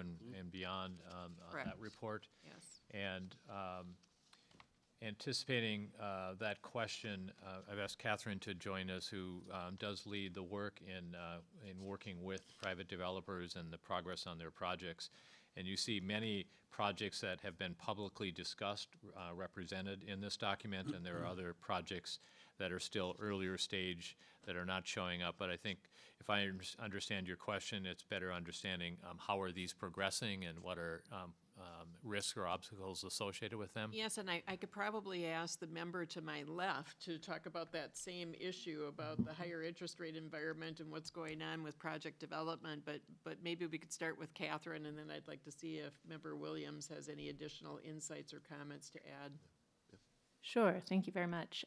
Yes, I think as many of you are probably aware that we are facing some headwinds in the private development market. So maybe I'll just speak to kind of what we're hearing in the conversations. So we meet on a regular basis every Monday with our city colleagues, with developers that are interested in prospectively developing here in the district. And some of those conversations have been now going on for multiple years, as you know, these projects take time to assemble, but then they have been faced with some new market conditions that have further protracted those conversations. And so first off, we have been dealing with rising construction costs and supply chain challenges that, you know, probably started before the pandemic, were exacerbated by the pandemic. And those construction costs, we're not really seeing, we're seeing certain sectors maybe plateauing, but they're still at an elevated level. The supply chain issues are resolving better and better, although there are still like long lead items that, you know, protract and drive up costs in construction projects still. But there's a bit of easing on the supply chain side. The biggest impact is really in the interest rate environment that has had a very sort of chilling effect on projects as the give you sort of rough order of magnitude. If you're proposing a standard multifamily project of a couple of hundred units, these interest rate increases for every %, it's a couple of $1 million in total project cost increase, you know, on a sort of standard project. And so, you know, that's going to take time for the market to sort of adjust and sort of figure out what the new reality looks like. We've heard multifamily new starts in the Twin Cities down 75% or more, significant drop off in volume. And so, you know, I think long term, we're where, there are new state dollars that are potentially going to be helpful, new federal programs to encourage TOD development and other things. So we're very well positioned to be able to start to look at some of those other sources of funding. Obviously, with our commitment to sustainability and prevailing wage, that aligns us with a lot of the priorities in those programs as well. So DMC projects are well suited to access those other sources and leverage our resources. But that's kind of where we are today. Member Williams, anything that you would? Well, yeah, and I was going to ask the same question, just about kind of what are we seeing here in the Rochester market, and statewide, certainly we're hearing about it is interest rates, construction costs, continued shortage of labor in the construction industry, which drives up prices, and it's more difficult to get bids. Taking longer to get to closing, and then these gaps kind of appearing. We had one project where the interest rate was changing every month, and literally all of a sudden you're presented with a new $1 million gap, and then you have to go back to your governmental partners, and so everything gets stretched out, and literally in real estate, time literally is money. And so there is, I think, a slowing and challenges. The other piece that I think anybody, especially in affordable housing, but anybody in market rate housing even is facing is operating costs. Insurance up 30, 40, 50%, property insurance, utilities up. So all those inflationary costs that went up, even though inflation is coming down, prices are still high in a lot of ways. And so literally when a developer comes and says, I want to build this and complete this project, they're looking at operating costs that are making it hard to get financing and to just make it pencil out. And that's even more so the case with affordable housing. And so there's, as you said, the pandemic really exacerbated and just daylighted what have been ongoing challenges, I think, especially in multifamily housing for quite some time. I was talking with a colleague who is more on the the affordable single family side, saying that again, construction costs, inflation costs have raised the cost of constructing just a kind of a typical $1,400 or 1,400 square foot single family home kind of through the roof. And so it's just, you can't make it pencil out. So there are pressures, I think, in the environment that are really slowing things down, and a lot of developers are just kind of holding and waiting for interest rates to come down, especially interest rates to come down. But it sounds like even that is going to be a year or so before we see any significant reduction in interest rates. Mortgage rates came down, I think, in the last several days. So whether we'll see that kind of continue, I'm not sure. But really would like any sense that you all have on what are we seeing here in Rochester in terms of permit activity. I don't know if Cindy can comment on any of that, but that is the kind of thing that, what are the trends looking like? Sure. Well, maybe the first one I'll speak to is the workforce, because that connects to a conversation we've been having throughout this meeting. So construction workforce is a national challenge. It's a generational challenge. People aren't entering the trades at the rate that people are retiring in the trades. But I think here in Minnesota, we have an amplified version of that challenge. So it's a statewide challenge, and then it's a specific to Rochester challenge where and I think especially as we head into this season where we know that there are going to be a lot of large infrastructural projects that will continue to drive construction, and that will be a good thing, but it will continue to put that pressure on the construction workforce. And so I think thinking creatively about the ways in which we can be a partner in those conversations and in increasing, making those trades accessible to a broader group of people to hopefully ease some of that. My colleague Wafa is working on, and Jory at the city are working on those issues, as you well know. So I do think that's one piece of it here, because we already have that shortage, and we will continue to be facing those challenges. I do think we have We have a couple of new market rate multifamilies that have submitted permits to the city and are teeing up some construction. So I think that's a great sign locally. We're eagerly awaiting those project starts. And then I think we are in very active conversations with two sort of partnerships that we've been discussing. There's the city-owned parcel at Civic Center North, where Sherman Associates has been identified as the potential partner there, and that would be a mixed market rate and affordable project. And then out at West Transit Village, Mayo is the property owner there and has selected Cross Anderson as their preferred development partner. And again, that would be a mixed income housing development at a significant infrastructural investment. And so we are a partner in that as well. And so we're very actively involved in trying to figure out both of those projects and see, that would bring great transit-oriented housing to the district. So, Madam Chair, if I could just make one more comment. The $1.1 billion housing package passed at the legislature last session is really good news. And it is designed to kind of create a surge in support for affordable housing production. Again, the challenge is anybody with existing any developer with an existing portfolio is struggling to keep their portfolio kind of above water in terms of those operating costs that are kind of going through the roof, and especially for folks with limited incomes still struggling with kind of the impacts of the pandemic. So we're going to see this surge. The gaps are bigger, so that new surge of funding is going to help they're going to have to spend even more to offset the gaps, the bigger gaps. So be patient is kind of the word, and we cannot take our foot off the gas pedal, because if we do, even with a slowed environment, we will fall even further behind in what is a significant supply challenge here in Rochester, as well as statewide and really across the country as well. Thank you. Patrick? Yeah, well, just to also note that the city council has taken on an initiative to examine ways that they can incentivize and support new single-family homes in the entry-level market, and they have, I think, adopted or about to adopt some policies that will help reduce the cost of entry by developers so that the product is available and more affordable. So I think we're not the only place for a solution for the housing shortage that exists here,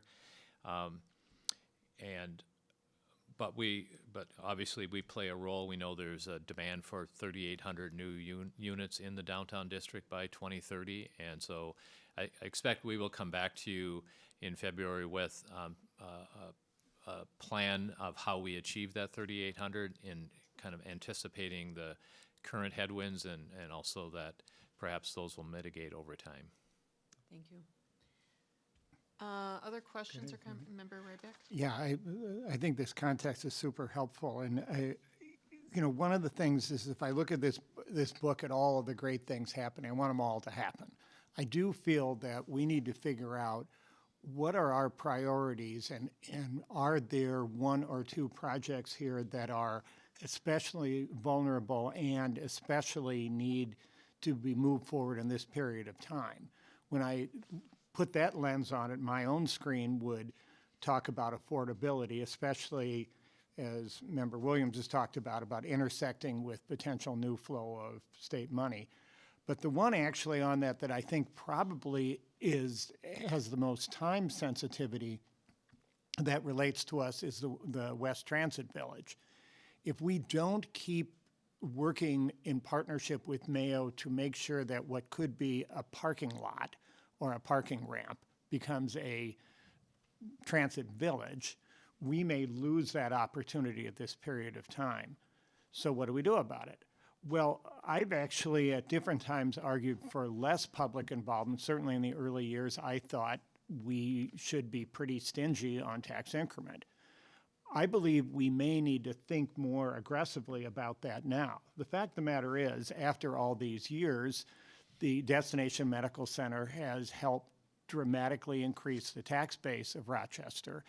And there may be more need to do some of those surgical investments right now. So I, who has been pretty stingy on that, would argue that we should consider more potential participation. If we do, and we do it because of what are hopefully temporary market conditions, we would, I think, need to argue that that investment would change as, for instance, interest rates do. Meaning, should we be looking at bridge investments for a couple key projects that have these time sensitivity? I'd put the Transit Village at the top of that list, because I think most others don't, but you know, we could have that conversation. But if that's the case, we, with more patient money, could become more proactive short-term, especially if that deal changes when the market conditions get better. So I know from our updates that there is work going on right now about the development of the West Transit Village and Mayo working with the developer, et cetera, et cetera. I wonder, Patrick, if we can either as a separate update to the board or maybe as an agenda item for our February 1st meeting, do an update much like we did on the Riverfront presentation on that site. Mm-hmm. And if I could just ask for clarification or affirmation, what I think I heard you say, Member Ryback, is perhaps there is a way in which the public support of a project may be greater today, but could be recalibrated on that project should there be a decline in interest rate or an adjustment, as much as we have. So you're nodding your head, and Yeah, and I Madam think, Chair, so- go ahead. Yeah, and I would just add, because we believe it is a project of such significance and might be an impetus for other development occurring, I mean, there needs to be a special set of circumstances other than the interest rate is high and therefore on this, and implied that maybe many other projects we would be in that space. Yeah, Madam Chair said really well. I see it as an eclipse.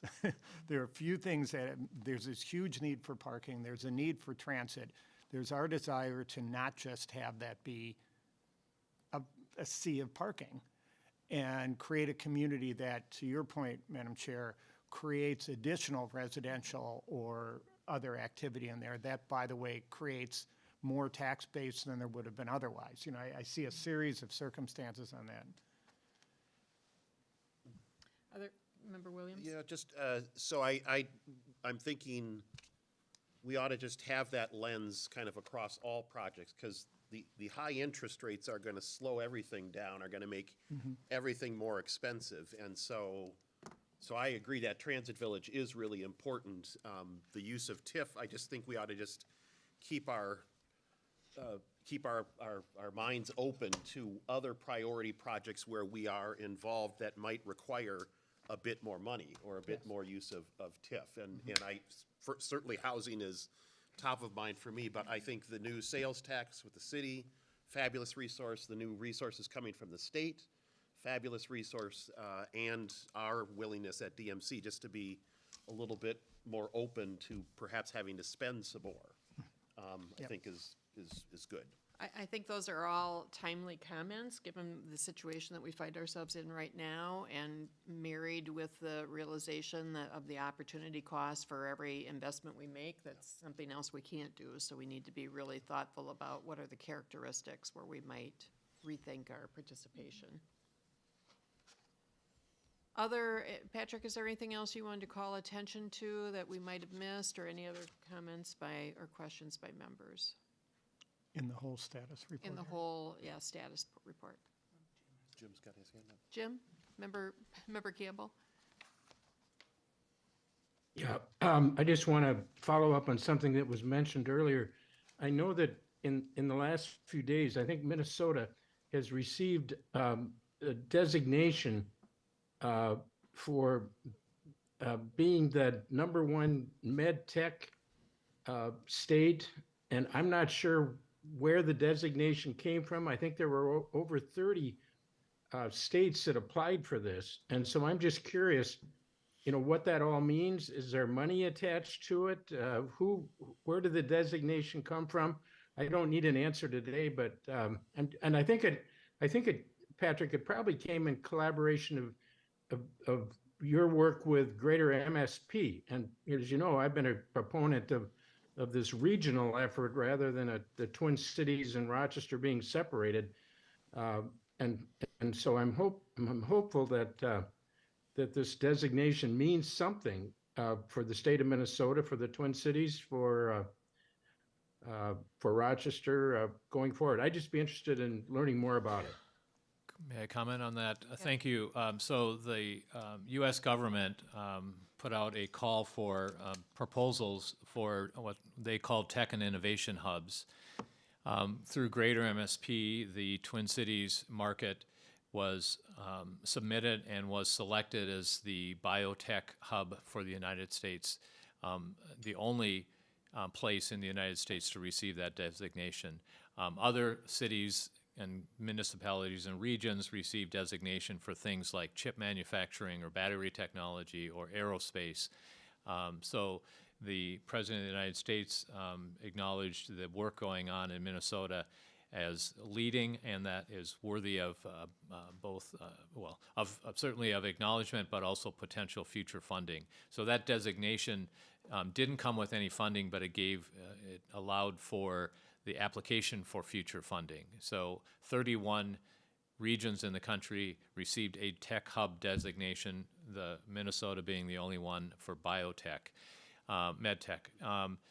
And we are participating with them in the next stage of the application. Chris Shad is a member of their working team. The next stage is setting up for request for financial support in the $40 to $80 million range for projects supportive of that tech hub designation.